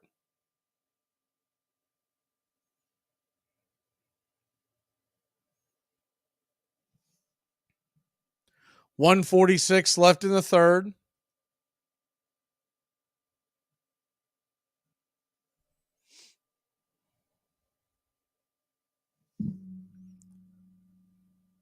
(20-6). See Cody's question about how the Noles going to do tomorrow against a rival without their quarterback. Remember, Florida's without their quarterback as well. I formation for the Dolphins. Ball on the 27-yard line. There is a flag. May have been a false start. Kind of suspect that the Florida State will probably put a lot of points on that Florida Gator defense.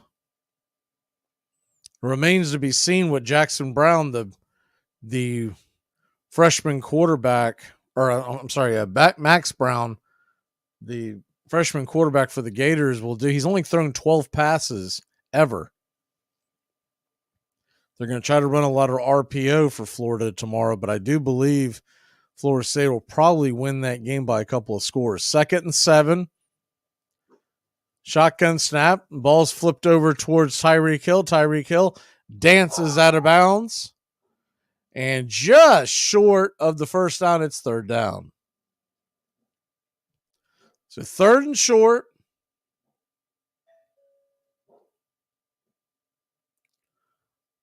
(20-6) your score. 3rd and 3.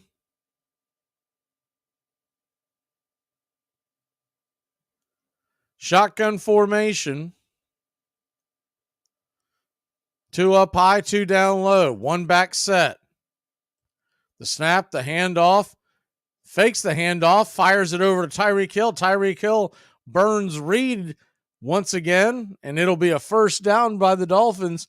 Tyreek Hill is just absolutely dominating the New York Jets secondary. That will probably head us to the 4th quarter as the seconds wind down. It'll be 1st and 10 in the red zone for the Dolphins. When we come back, they are comfortably ahead 20-6 over the New York Jets. We will be back in just a few moments.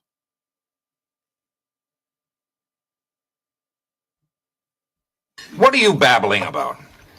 Well, maybe I just think you're being a little hard on her. Well, that's nice. But right now I am too angry to pretend to give a crap about what you think. Tom has been a teacher for over 40 years. One day, I think one of the students had asked the question and he didn't remember the answer. And I also noticed that he was letting his class out earlier than they were supposed to let out. I was really starting to worry. Levi and I talked about how it would change our lives, but he was there beside me. When something feels different, it could be Alzheimer's. Now is the time to talk. Visit alz.org/ourstories to learn more.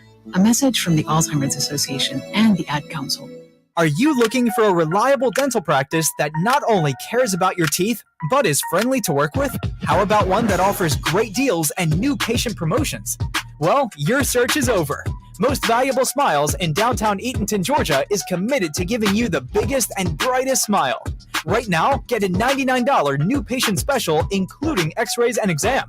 Maybe you're looking for veneers. Most Valuable Smiles veneer special includes 1 free veneer with every 5 purchased. Or get that bright white smile you've always wanted by taking advantage of an exclusive $100 off Zoom whitening treatment when you book today. And don't forget that 2022 is almost over. That means most insurance policies will reset by the new year, and to avoid losing that extra money, you need to use it or lose it. Book an appointment today with Most Valuable Smiles in downtown Eatonton to lock in these exclusive deals. Call 706-623-0318 or visit mostvaluablesmiles.com. 15 minutes could save you 15% or more. Is that Shakespeare? Nope, it's Geico. Yeah, that's Shakespeare from one of his unpublished works. Oh, it be not for awakening. Nay, giveth thou the berries. For 15 minutes could save you 15% or more. No, it's from Geico, because they help save people money. Well, I hate to break it to you, but Geico got it from Shakespeare. Geico. 15 minutes could save you 15% or more. Well, the season's finally here. The Armchair Quarterbacks are back. Saturdays, 10 a.m., you'll be tailgating with the Armchair Quarterbacks. Matt McGee, Joey and Tones, and the rest of the Armchair Quarterbacks live, 10 a.m., Saturdays this fall. Talking college football, SEC, ACC, Big Ten, the NFL, fantasy football advice, and our picks against the spread. Right here on Braves Country HD, 99.1 FM, WQEE. Yeah, the Armchair Quarterback. Welcome back. Just a side note, our Armchair Quarterback kickoff show will actually be 11 a.m. to noon tomorrow. Got some guys missing because of the Thanksgiving weekend, so we're just going the 1 hour. 1st and 10 for the Dolphins. Handoff is up the right-hand side. Mostert's going to run right through the Jets defense, and that's going to be a Miami touchdown. It's 26-6.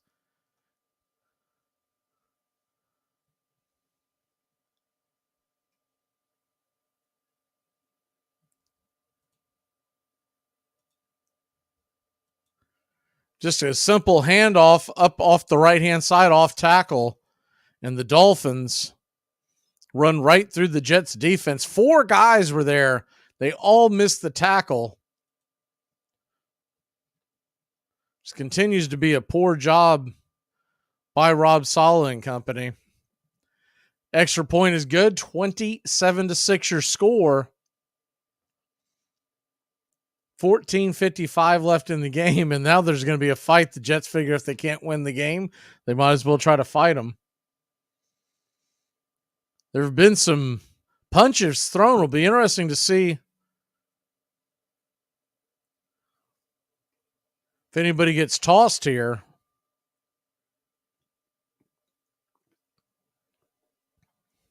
Jackson of the Dolphins is involved. And a few of the New York Jets. In fact, one of the referees is missing his hat. I don't know if he got punched or not. He's pointing at his face.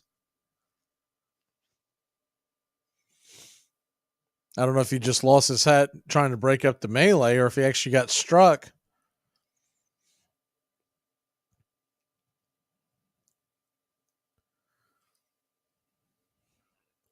Taking a look at the replay.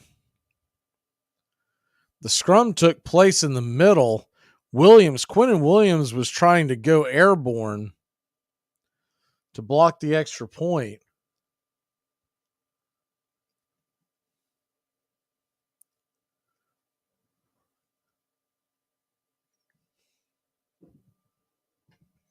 I for one will be shocked if Rob Saleh makes it through this season as the head coach.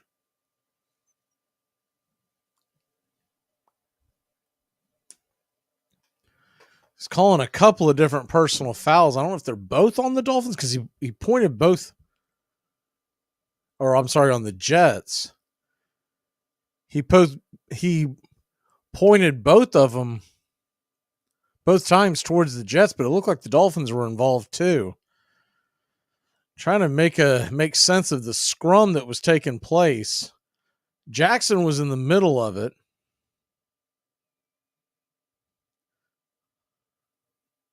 blood is coming out of the mouth of the umpire. As he's spitting out that blood, they will head to break. We will head to break. When we come back, try to make sense of what in the world is going on. We'll be back in a flash. We'll talk more about the college football weekend when we come back.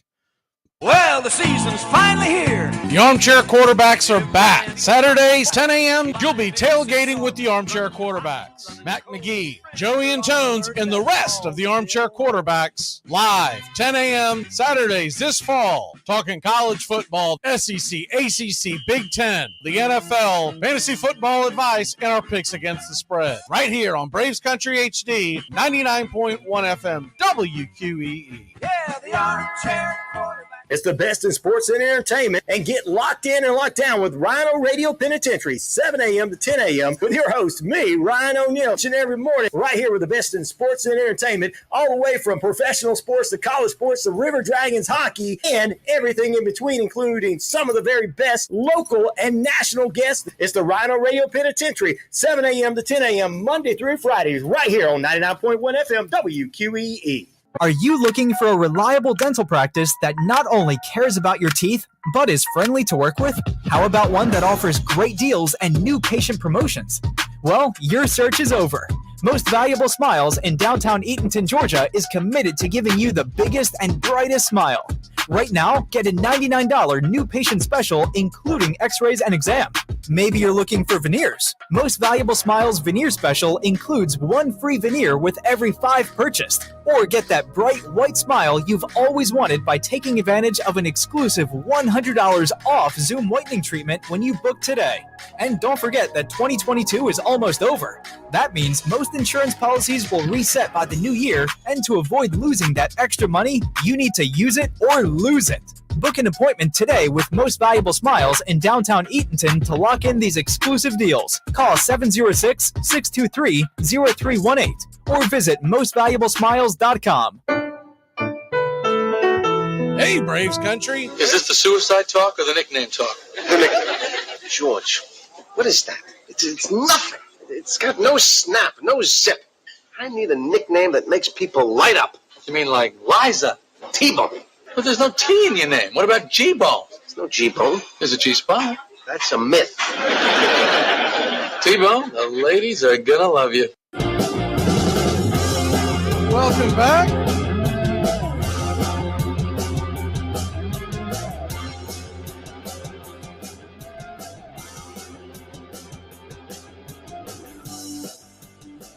The umpire that got hit by the Jets player, so Jefferson was the one that, I believe it was Jefferson. It's kind of hard to make out because they keep showing different angles. But anyways, yeah, it was Jefferson. I believe they may have kicked him out of the game, but it was the ref's fault. The refs walked right into his arm. Clemens was the defensive player that was kicked out. Jackson was kicked out as well. But you're looking at the replay, the ref walked right into his arm as he was tussling with everybody else. But the ref called a foul on him. So they were offsetting penalties even though they pointed both directions. Kickoff was in and out of the end zone. 1st and 10 from the 25. And here's the pass dropped off by Boyle. Boyle dumps it off over to Hall on the right-hand side, and it's going to be a first down for the Jets. Gain of about 12 or 13 yards. If you're just joining us, Boyle has looked absolutely awful today. Shotgun formation. Jots back to pass, fires it over to the right-hand side, caught by Garrett Wilson. It's going to be very close to a first down. We'll see if they give him the first down. Very close to midfield. Jalen Ramsey on the cover. At this point, the Dolphins will give anything out in front of them. Just short of it, 2nd and 1. Shotgun formation. Boyle drops back to pass. Looking. He is running for his life. He'll be sacked for about a 1-yard loss. Could have been a lot worse, but he had several opportunities to get rid of the ball and not lose any yards. It'll be 3rd and 2.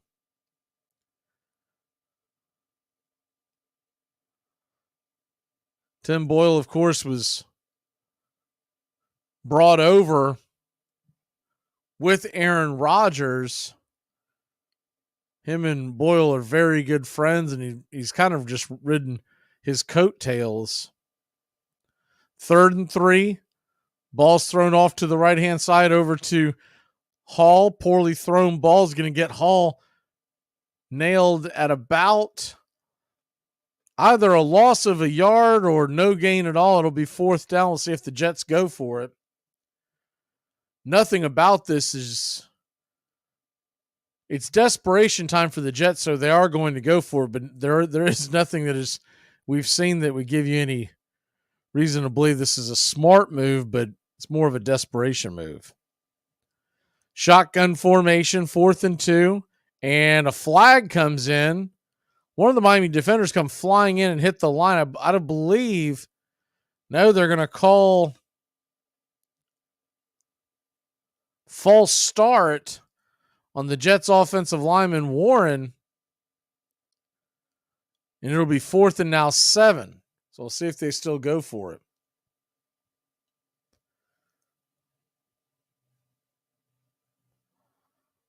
Fourth and 7, and they are going to go for it. Shotgun formation. Hall in the backfield.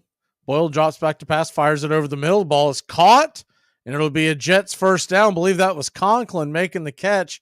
It is about an 8 or 9 yard gain, and the Jets are coming very dangerously close to getting to midfield, something they have not done all game long.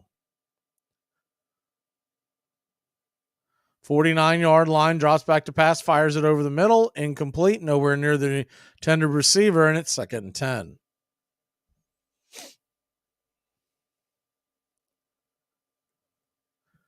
Meanwhile, Missouri's putting it on Arkansas. They're about to go up 17-0 after scoring a touchdown. Extra point pending. Tulane leads UTSA 20-10 as they head towards the half.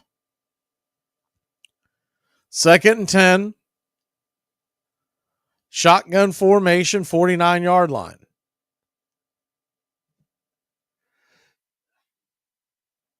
Boyle drops back to pass. He holds on to it way too long. He'll be sacked, and it's 3rd down and long. Boyle just stands back there with deer in the headlight look. And though the Jets' offensive line we know is not very good, you got to get rid of it. And it's funny, he was being interviewed all week. More on that in a second. 3rd and 15, shotgun snap. Boyle is going to dump off a screen pass, and looks like that might be Dalvin Cook rumbling his way up towards the Miami 42-yard line. It'll be 4th and very short. I'm sure the Jets will go for it again. He talked all week long about how he was going to get rid of the ball, make quick decisions, et cetera, et cetera. And it was almost like it was a troll job against what Zach Wilson has been accused of not doing. And then he's done the same exact thing. 4th and 3, they'll call it. It's a short 3. It's closer to 2. Shotgun snap. Ball is in and out of the hands of Boyle over to Garrett Wilson. Wilson will make the catch, and it's the New York Jets first down. The Jets are moving the ball. That's the plus side. The downside, trailing by 3 touchdowns. They are eating up a lot of clock on this drive. Shotgun formation. Boyle fires the ball over the middle. The catch is made. And I believe that is another Jets first down, a gain of about 11 over on the left-hand side. The tight end, Jeremy Ruckert, it looks like. His first catch of the game. Just over 10 minutes left. Jets trail by 21. 27-6 your score. 2nd and inches, they're going to call it. So no first down. They've corrected that.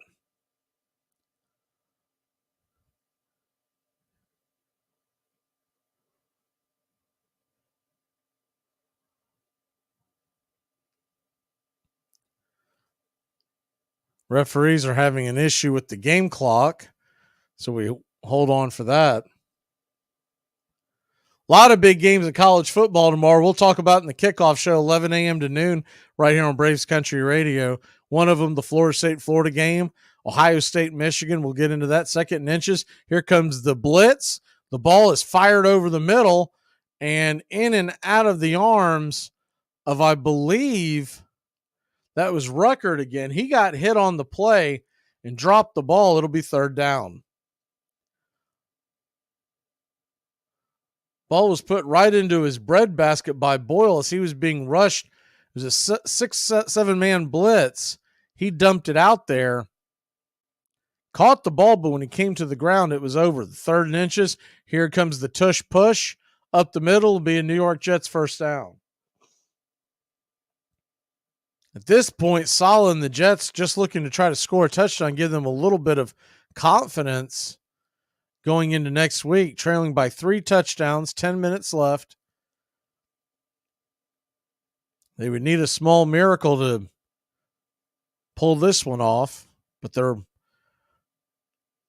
still most of the quarter to go. Shotgun formation. Boyle fires it over the middle again. That ball is in and out of the arms of Garrett Wilson. It'll fall to the ground. Incomplete. 2nd and 10. Garrett Wilson, his third drop pass of the game.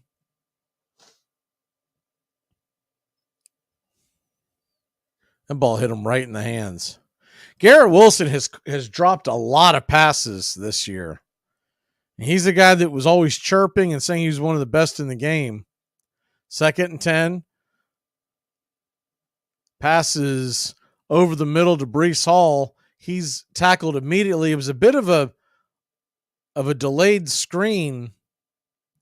He is tackled for about a 2-yard gain. It'll be 3rd and long. Dolphins player is down. Trainer's going to go out there and talk to him, see if he's okay.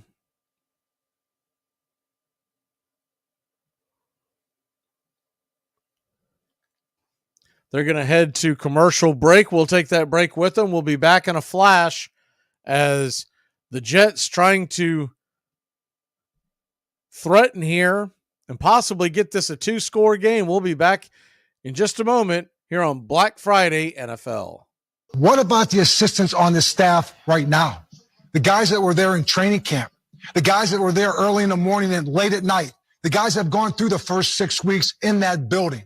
Don't they deserve the opportunity for an owner to hire a coach who's never been an assistant at the college level or the pro level and overseeing a lot of candidates that are qualified for that job, as we see in Steve Wilkes, an opportunity to build a resume? It's a disgrace to the coaching profession. And regardless how this thing plays out, what happened in Indianapolis is a travesty. What about the assistants on the staff right now? I might audible. If I audible, I'll use Omaha! Omaha! Red Polly! Red Polly! Blue Poncho! Blue Poncho! Dilly Dilly! Rambo! Rambo! Give me Kershaw here, Kershaw! You're listening to the Armchair Quarterback Sports Radio. Top Japan! Richmond, New York! Richmond, Florida! Sally, Buffalo! Check! Hey! Short Ox! Luda Raiders! Red Lion! Omaha! Time out! Hey! Can I tell you one thing? That's 3 holding penalties on one football team in a quarter and a half. That ain't funny. This portion of the show is being brought to you by Ed's Almost Good Beer. Remember, Ed's Almost Good Beer was brewed in God's country when God wasn't looking. It all starts with just one thing. When recycling, rinse out jars and cans, and avoid recycling wax paper or paper soiled with food. This will reduce recycling contamination. Find tips and more at onethingus.com. What's your one thing? The Armchair Quarterback's on YouTube Live. We cover Braves baseball and the rest of Major League Baseball every day. Subscribe and like us today. Your first choice for sports talk live from the First Coast. Whenever I bring home Entenmann's Little Bites muffins... Little Bites? That's right, sweetie. Can you just give Mommy a minute? I love Little Bites! I know you do, but we're doing a commercial right now, okay? Got it. As I was saying, whenever I bring home you-know-what, you-know-who gets pretty excited. And so do I. Little Bites muffins are made with real ingredients, no high-fructose corn syrup, and are baked moist and delicious. I love Little Bites! Here you go. Yes! Entenmann's Little Bites muffins. The perfect portion of happiness. You're listening to WQEE 99.1 FM, The Key in Noonan, Georgia. Welcome back.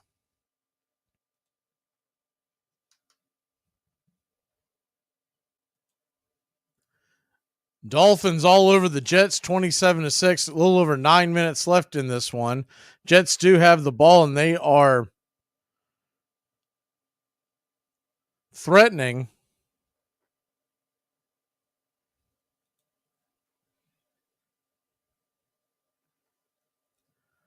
They came back from break, and then they went right back into it, so we'll stay here with you. In the Southeastern Conference, Missouri leads Arkansas 17-0. They're heading towards the half.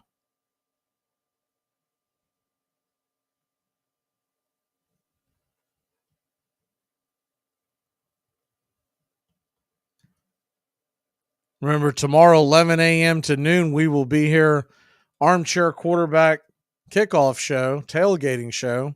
11 a.m. to noon, we're going to go over all the big games tomorrow in the world of college football. You got Michigan, Ohio State, Florida, Georgia Tech, the Iron Bowl.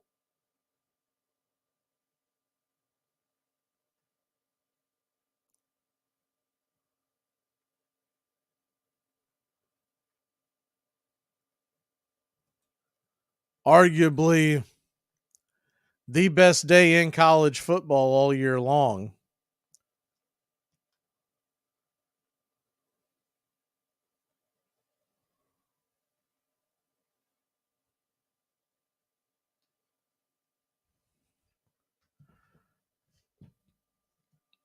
A lot of great games lined up for tomorrow's action. Some pretty good games earlier today. If you missed it, Iowa walked off Nebraska with the field goal, winning that game 23-10. What is significant about that game, the over-under in that game was 24.5. A lot of folks were saying, man, you still got to, okay, well, and at some point you got to take the over, and it still didn't hit at 24.5. Unbelievable.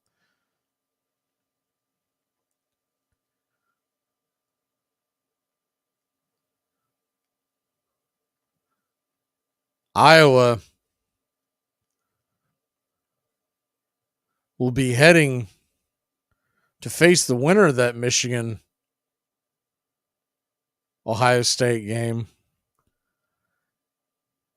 in the Big Ten Championship. Dolphins are carting a player off the field, trying to make out who that is. Looks like it's Jalen Phillips. Looks like a possible leg injury. 3rd and 9, and comes the snap. The play is stopped, flag on the play. Dolphins appear to be offside, but were they pulled offside?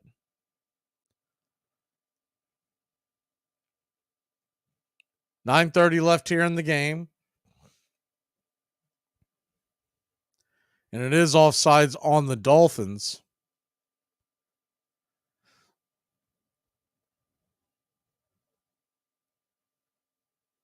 $27-6 your score.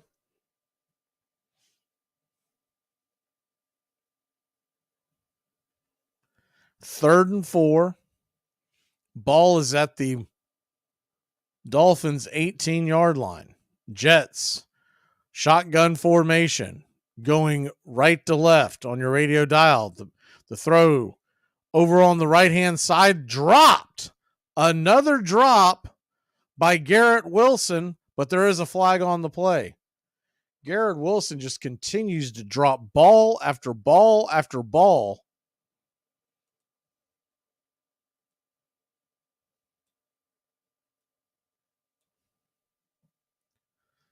See what that flag.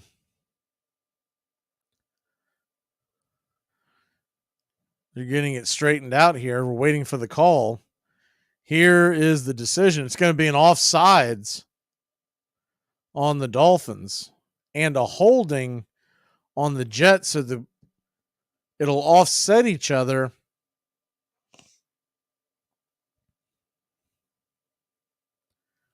And we'll go back to the third down.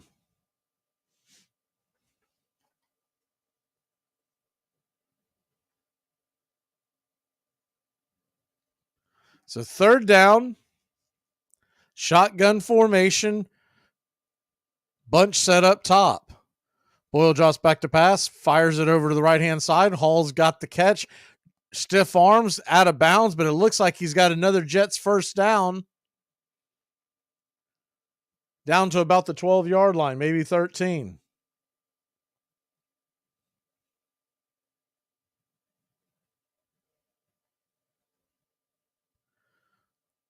Breece Hall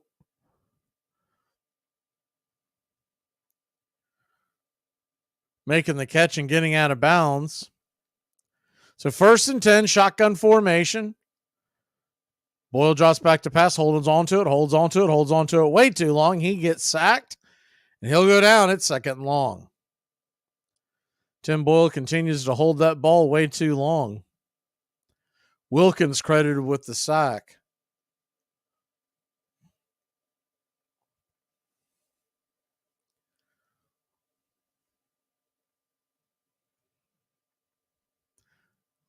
So 2nd and 16 now. Empty set, shotgun, 2 up top, 3 down low. Boyle drops back to pass, fires the ball, popped up high in the air, and it'll get picked off. And that'll be another interception on Tim Boyle. The Dolphins will take over at their own 20-yard line. Another bad throw by Boyle.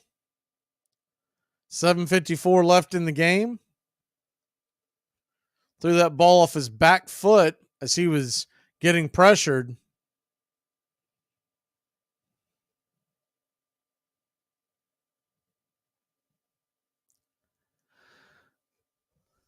And we'll head to break. When we come back, we'll update you on the Missouri game and what's going on with Tulane and UTSA. After these messages, we'll be right back. I apologize for the distractions. Dixie Handle Company, 5 generations of the Strickland family have produced quality hardwood farm and garden tools, wooden shutters, and custom furniture. This small business has been owned and operated since 1992 and ships to customers across the world. If you're looking for the highest quality tool handles, Dixie Handle Company is your place. Every item is handpicked to your specifications. If it's made of wood, they do it. Call now, 931-722-3395. That's 931-722-3395. Or go online to DixieHandle.com. The Dixie Handle Company. Welcome to Craftsmanship, a proud sponsor of Braves Country Baseball. Y'all, I can't do it anymore. I always said that I would shoot y'all straight, and that's what I'm doing here. You know, I always said that if this became not fun, I wouldn't do it anymore. And it's not fun. It's become more of a chore. It's a job. I've thought about it. I prayed over it. You know, sometimes in life you have to reevaluate things and figure out what's most important between, you know, family and work and just everything in life. This ain't it. So as of tonight, I am no longer participating in fantasy football. I don't have time for it. And maybe next year. Armchair.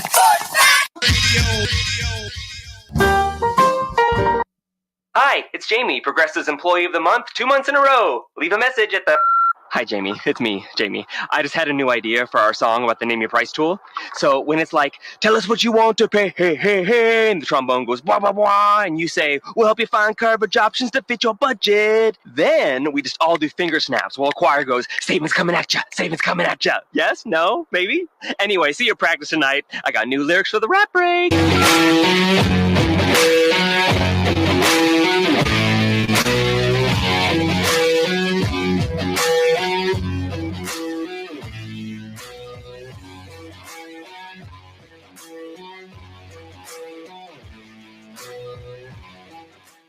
Welcome back. Dolphins with the ball at their own 21-yard line. Here comes the first handoff from Tua. It looks like he might. It rumbles up to the past the first down marker. It'll be a Miami Dolphin first down. I believe that was Achane. That was the first time we saw. No, I'm sorry. It was Darrington Evans. Still have not seen Devon Achane today. Raheem Mostert, Jeff Wilson getting most of the action. That was Darrington Evans up the left side. 1st and 10, 7-17 left in the game. Handoff is to Evans once again. He will spin his way for about a 1, maybe 2-yard gain. 27-6 your score. It's 20-0 in Arkansas. Missouri Tigers lead the Razorbacks. They are heading towards the halftime break. About 25 seconds left in that one. Tulane leads UTSA 23-10 at the half. Remember, you got some other games on the docket tonight.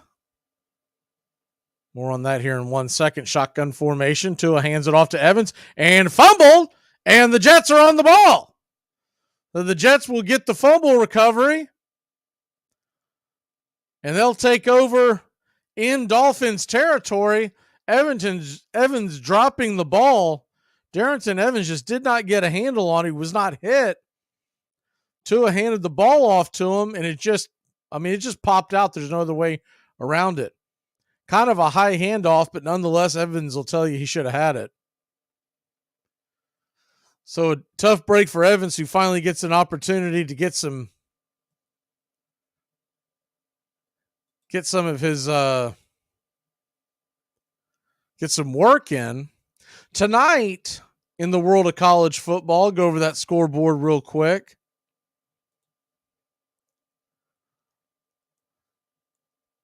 You got a handful of games tonight. One of the more intriguing ones, Texas Tech is at Texas.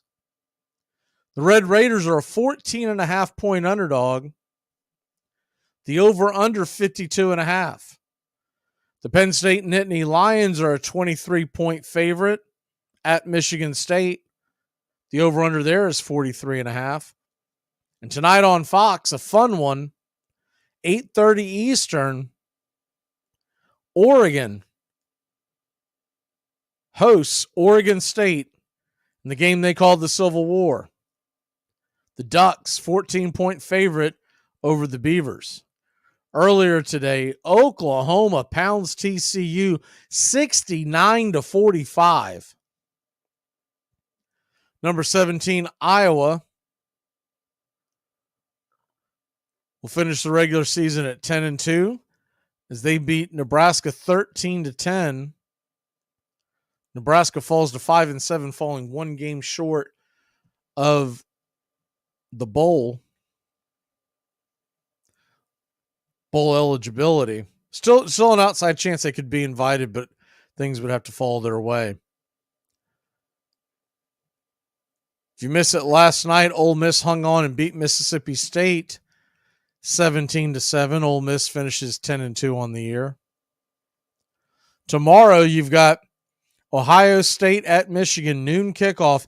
The Wolverines are a 3.5-point favorite. Over under 46.5. In Kentucky, Louisville, noon Eastern on ABC. That should be a fun one. Cardinals, who are 10-1 on the year, 7.5-point favorite. Of course, Louisville and Florida State will face off in the ACC title game. And if Florida State wins tomorrow, they would line up in the ACC title game with a chance to punch their ticket to the college football playoffs. We're back to the action. Boyle, shotgun formation, fires the ball to the right-hand side, misses Breece Hall by about 2 yards in front of him. The pass itself was going to be about a 2-yard pass, a terrible throw by Boyle. Second down. 27-6 your score. The only points scored by the Jets, a pick six by their defense.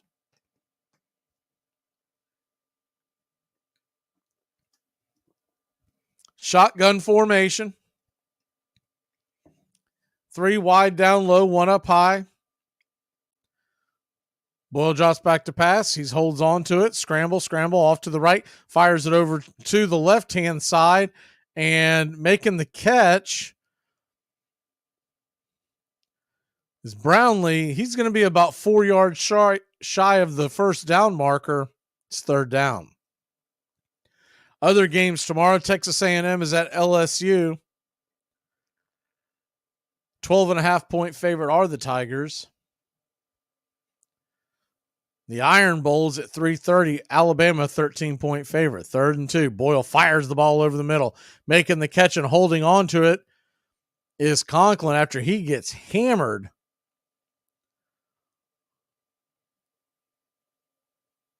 by the Miami defender, and now everybody's around him because he is not getting up.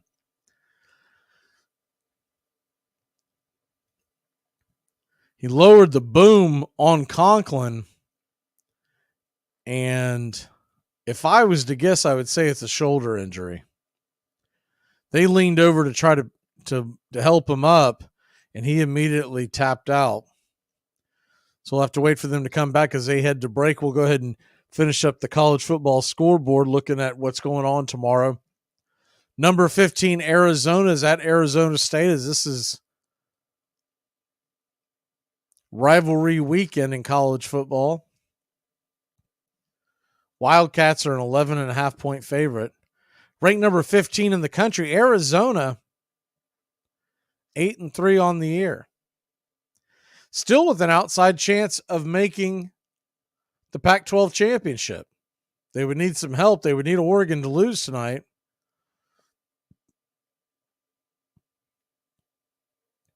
BYU is at Oklahoma State tomorrow.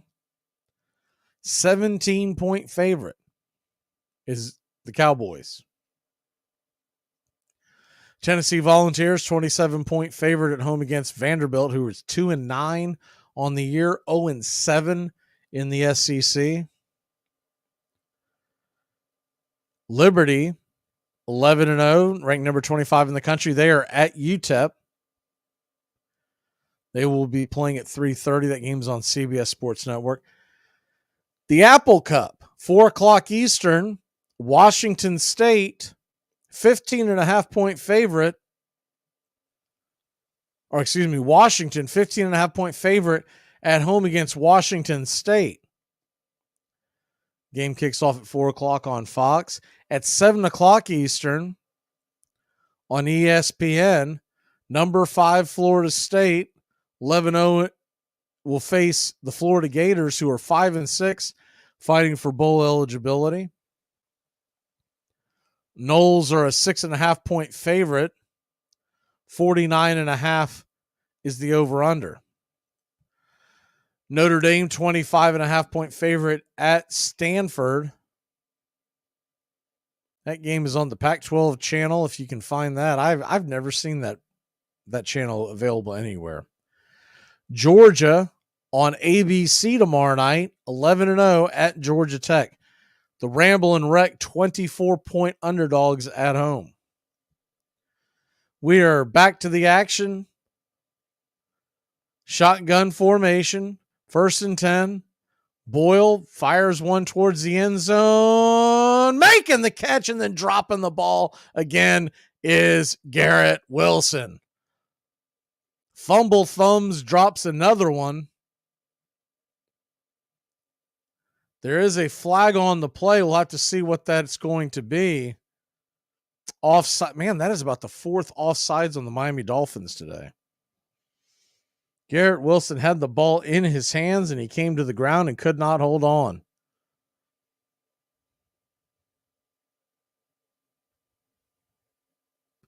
And if he hadn't dropped so many other passes over the last few weeks, you wouldn't make as big a deal about it, but he is just drop city.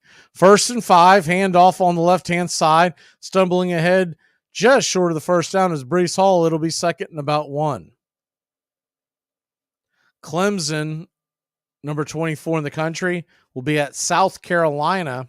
That game is on the SEC Network, 7:30 tomorrow night. And then Iowa State's at number 19, Kansas State on Fox. 2nd and 1, pass thrown over to the right-hand side. I believe the ball is caught. It is caught at about the 1 yard line, just short of the end zone. Hurrying up to the line of the Jets, Boyle drops back to pass, flips it over towards the right-hand side, and that will be to Garrett Wilson for a touchdown. So Garrett Wilson, even though he has had a terrible game, will sneak into the end zone for a touchdown. And the Jets are back within 15. There's 4 minutes and 37 seconds left on the clock.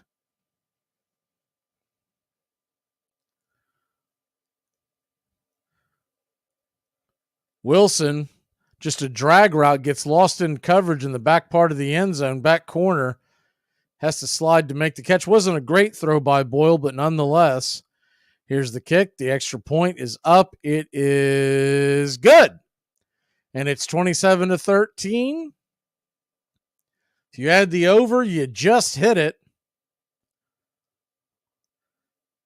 They are now at 40 points. There were a few books out there that had it at 40.5 or 41, but I mainly saw it at 39, 39.5. All right, we will take a quick break. When we come back, we'll talk about the other games on the slate for this weekend. We will be back in a flash. Jets and Dolphins, 27-13, 4 minutes and some change in the fourth. Well, Mom, if you already knew, then why didn't you tell Dad?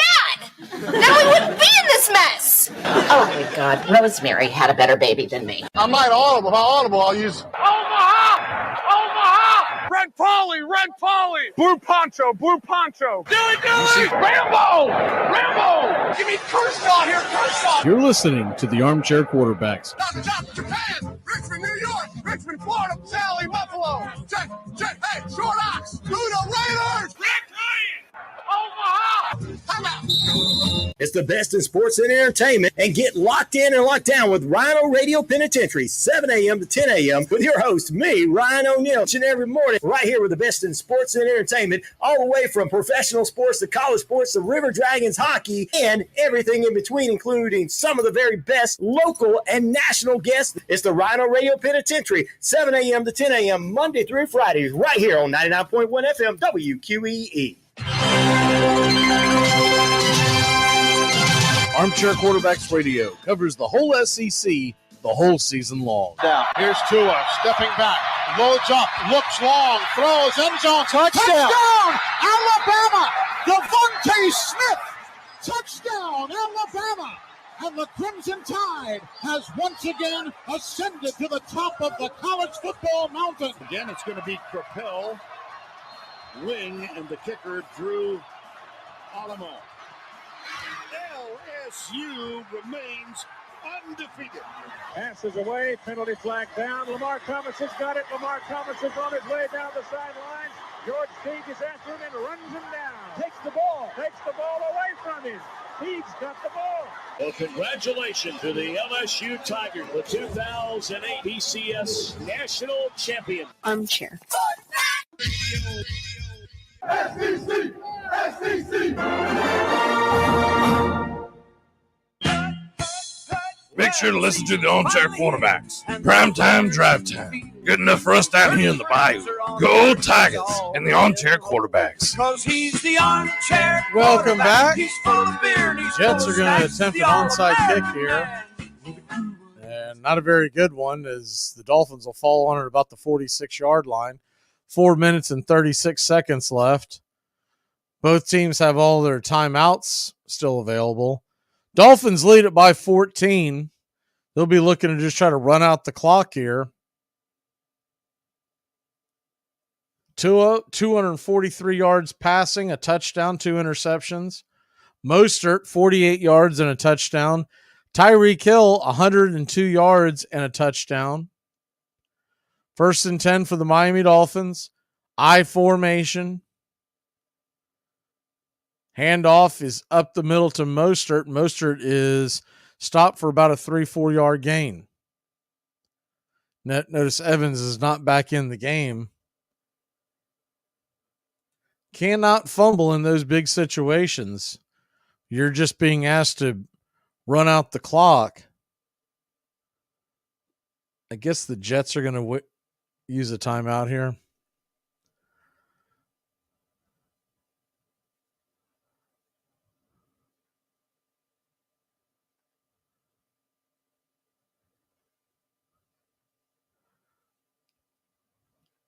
Both teams will have 9 days off heading forward. The Dolphins will next be at Washington, at home against the Titans, and then at home against these Jets once again. So a pretty easy slate for the Dolphins going forward. Handoff is to Mostert on the left-hand side. Mostert will lay down, stay in bounds, force the Jets to use another timeout. Conversely, if you look at the Jets, they will be at home against the Falcons next Sunday. Follow that at home with Houston, then, of course, at Miami. They finished the season off at home against Washington, at Cleveland, and at New England. And everyone had been pointing to the fact that if they could just stay within the conversation and Aaron Rodgers seems hellbound and determined to come back, they could possibly make a playoff push, but they are making it increasingly more difficult. 3rd and 5, handoff up the left-hand side. Mostert is going to get pushed out of bounds. Now they're going to say he stayed in bounds. The clock will continue to run. Jets do not use a timeout there. The clock will continue to wind down. Dolphins lead it 27-13.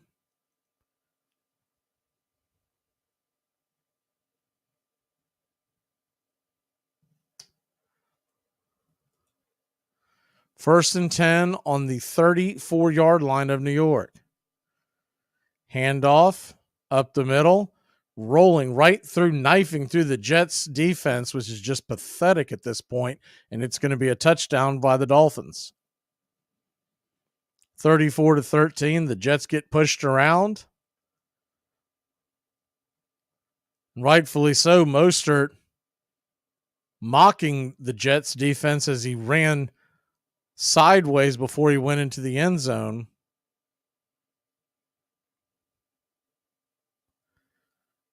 And it'll be 34-13.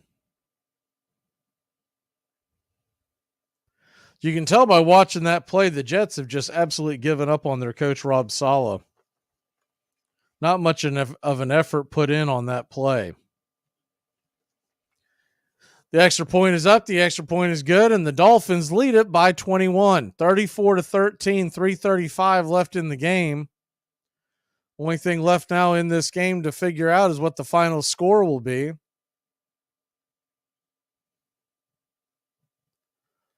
The Dolphins have just absolutely embarrassed the Jets here on their own home field.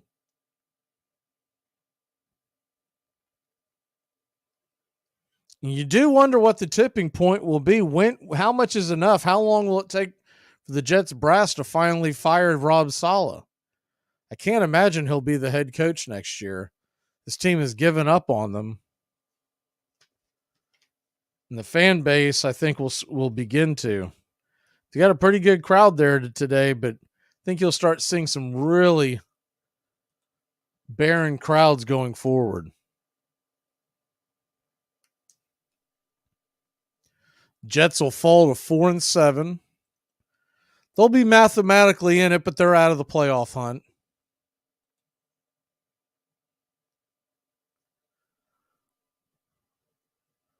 And at this point, you do wonder, what is there to gain by Aaron Rodgers trying to come back and play this year?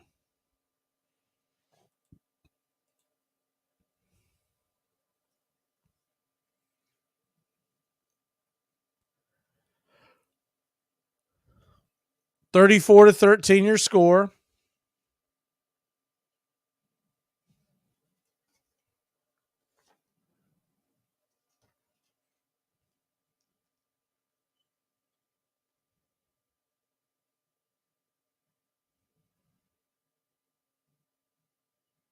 Shotgun formation. Boyle back out there.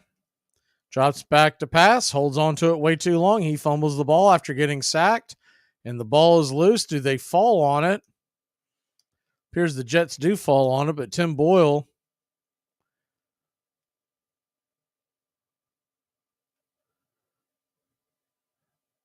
another bad play, another bad holds on to the ball way too long.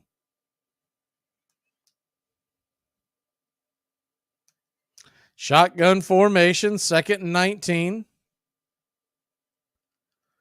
Boyle drops back to pass, fires the pitch over to the left-hand side. It's going to be caught by the tight end. We're about a 7 or 8 yard gain, 3rd and long. 2:45 on the clock, 3rd and 10. Ball on the Jets' 25-yard line. Tim Boyle drops back to pass, flips it over to the left side, making the catch. Garrett Wilson, actually a pretty good catch, the best catch he has made in a few weeks. And it's a New York Jets first down. Other games this weekend in the NFL of interest. The 6-4 Steelers are at the 5-5 Bengals. Saints 5-5 at the 4-6 Falcons, and that game has a lot of implications for the division. Boyle drops back to pass. Here comes the pressure. Dumps it over the middle to Cook. Dalvin Cook drops the ball, and it's 2nd and 10. Saints are sitting at 5-5. The Falcons are 4-6. The Buccaneers are 4-6. That is your 3-team race going in wide to the corner at Thanksgiving weekend in the NFC South. It's a bad division, but it's still wide open. 1-9 Panthers are at the 3-7 Titans. 4-6 Buccaneers are at the 5-5 Colts. Patriots are at the Giants. 2nd and 10. Boyle drops back to pass, fires it over to the right-hand side. Caught by Garrett Wilson for about a 3-yard gain. It'll be 3rd and long. One of the better games of the weekend, for my money, the best game of the weekend. 7-3 Jacksonville Jaguars at the 6-4 Texans. If the Texans win that game, they will be in first place in the AFC South. 3rd and 6, Boyle drops back to pass, dumps it over to Dalvin Cook. Dalvin Cook slips one defender and pushes himself ahead just past the first down marker. It's 1st and 10, and that will be the 2-minute warning. We come back, we'll see if the Jets can hit pay dirt as the game goes to wind down. On a beer? 7 o'clock in the morning. Scotch? Armchair. It's time to live, laugh, and create memories again with MSC Cruises. Join us on some of the world's most modern and innovative ships. Discover again at our new private island, Ocean Key MSC Marine Reserve, named Best New Cruise Destination. Cruise the Caribbean and Bahamas from Miami or Port Canaveral. Book now with free balcony upgrades and flexible booking changes. Call your travel advisor or visit msccruises.com. Restrictions apply. MSC Cruises, a world of discovery. Hockey season, and that means new merch over at ourdragonsmerch.com. Get the latest designs and some of our fun new souvenirs ahead of what's sure to be a great hockey season. Celebrate another season of River Dragons hockey by getting a new look to wear on game days, or surprise the big-time sports fan in your life with a new keepsake that will make them a River Dragons fan for life. Order online right now at ourdragonsmerch.com. That's the letter R, dragonsmerch.com. We'll see you at the rink. Armchair Quarterbacks on YouTube Live. We cover Braves baseball, Red Sox, Yankees, Rays, Cubs and Cardinals, and the rest of Major League Baseball every day. Your first choice for sports talk live from the First Coast. How to improve your dining room by the Home Depot. Welcome back. 1st and 10, shotgun formation for the Jets. Ball at the 47-yard line. Boyle drops back to pass, flips another short one over to the right-hand side, making the catch and pushing away about 7 or 8 yard catch on the play. It'll be 2nd and about 2, 1:33 left in the game. Shotgun formation. Boyle drifts back to pass. All day to throw. Fires it deep down the field. Nowhere near an intended receiver. Almost intercepted by the deep safety. It'll be 3rd and 3. Originally looked like there was a flag on the play, but I think it was just debris that is blowing.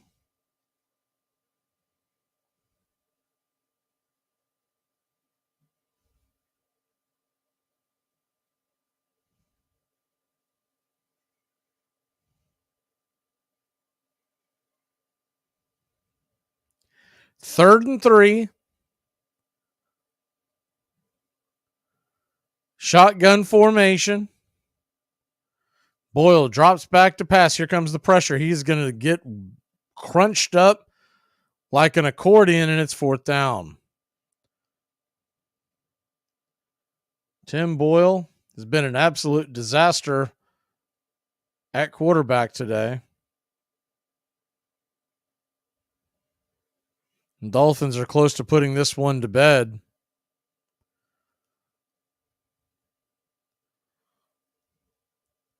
I mean, he just dances around, and I don't know what he thinks it's gonna happen if he dances and stares at the defenders. But here we go, 4th and 14. Boyle drops back to pass. Here comes the pressure, and he dumps a short pass over to the left-hand side, about a 2-yard pass. Baden tries to make it work, but he'll get tackled after about a 5 or 6 yard game, and that'll finish it off. Another bad job by Rob Saleh, a terrible job by Tim Boyle at quarterback today. This can't be the quarterback going forward, but you don't have a lot of options. And really what it comes down to, if you think about it, the Jets general manager should be on the firing squad. He did nothing, and I mean nothing, at the trade deadline when he knew this was his quarterback situation. Dolphins are going to kneel on the ball. The Jets are going to keep the timeout in their pocket as they got their butts handed to them on their home field by their division rivals. That'll end it. 34-13. The Miami Dolphins pound the Jets on their home field. Y'all have a good one. We'll be back on the call next Thursday night. Seahawks and Cowboys, and hopefully a much better game as we'll have much better quarterback play. Have a good night.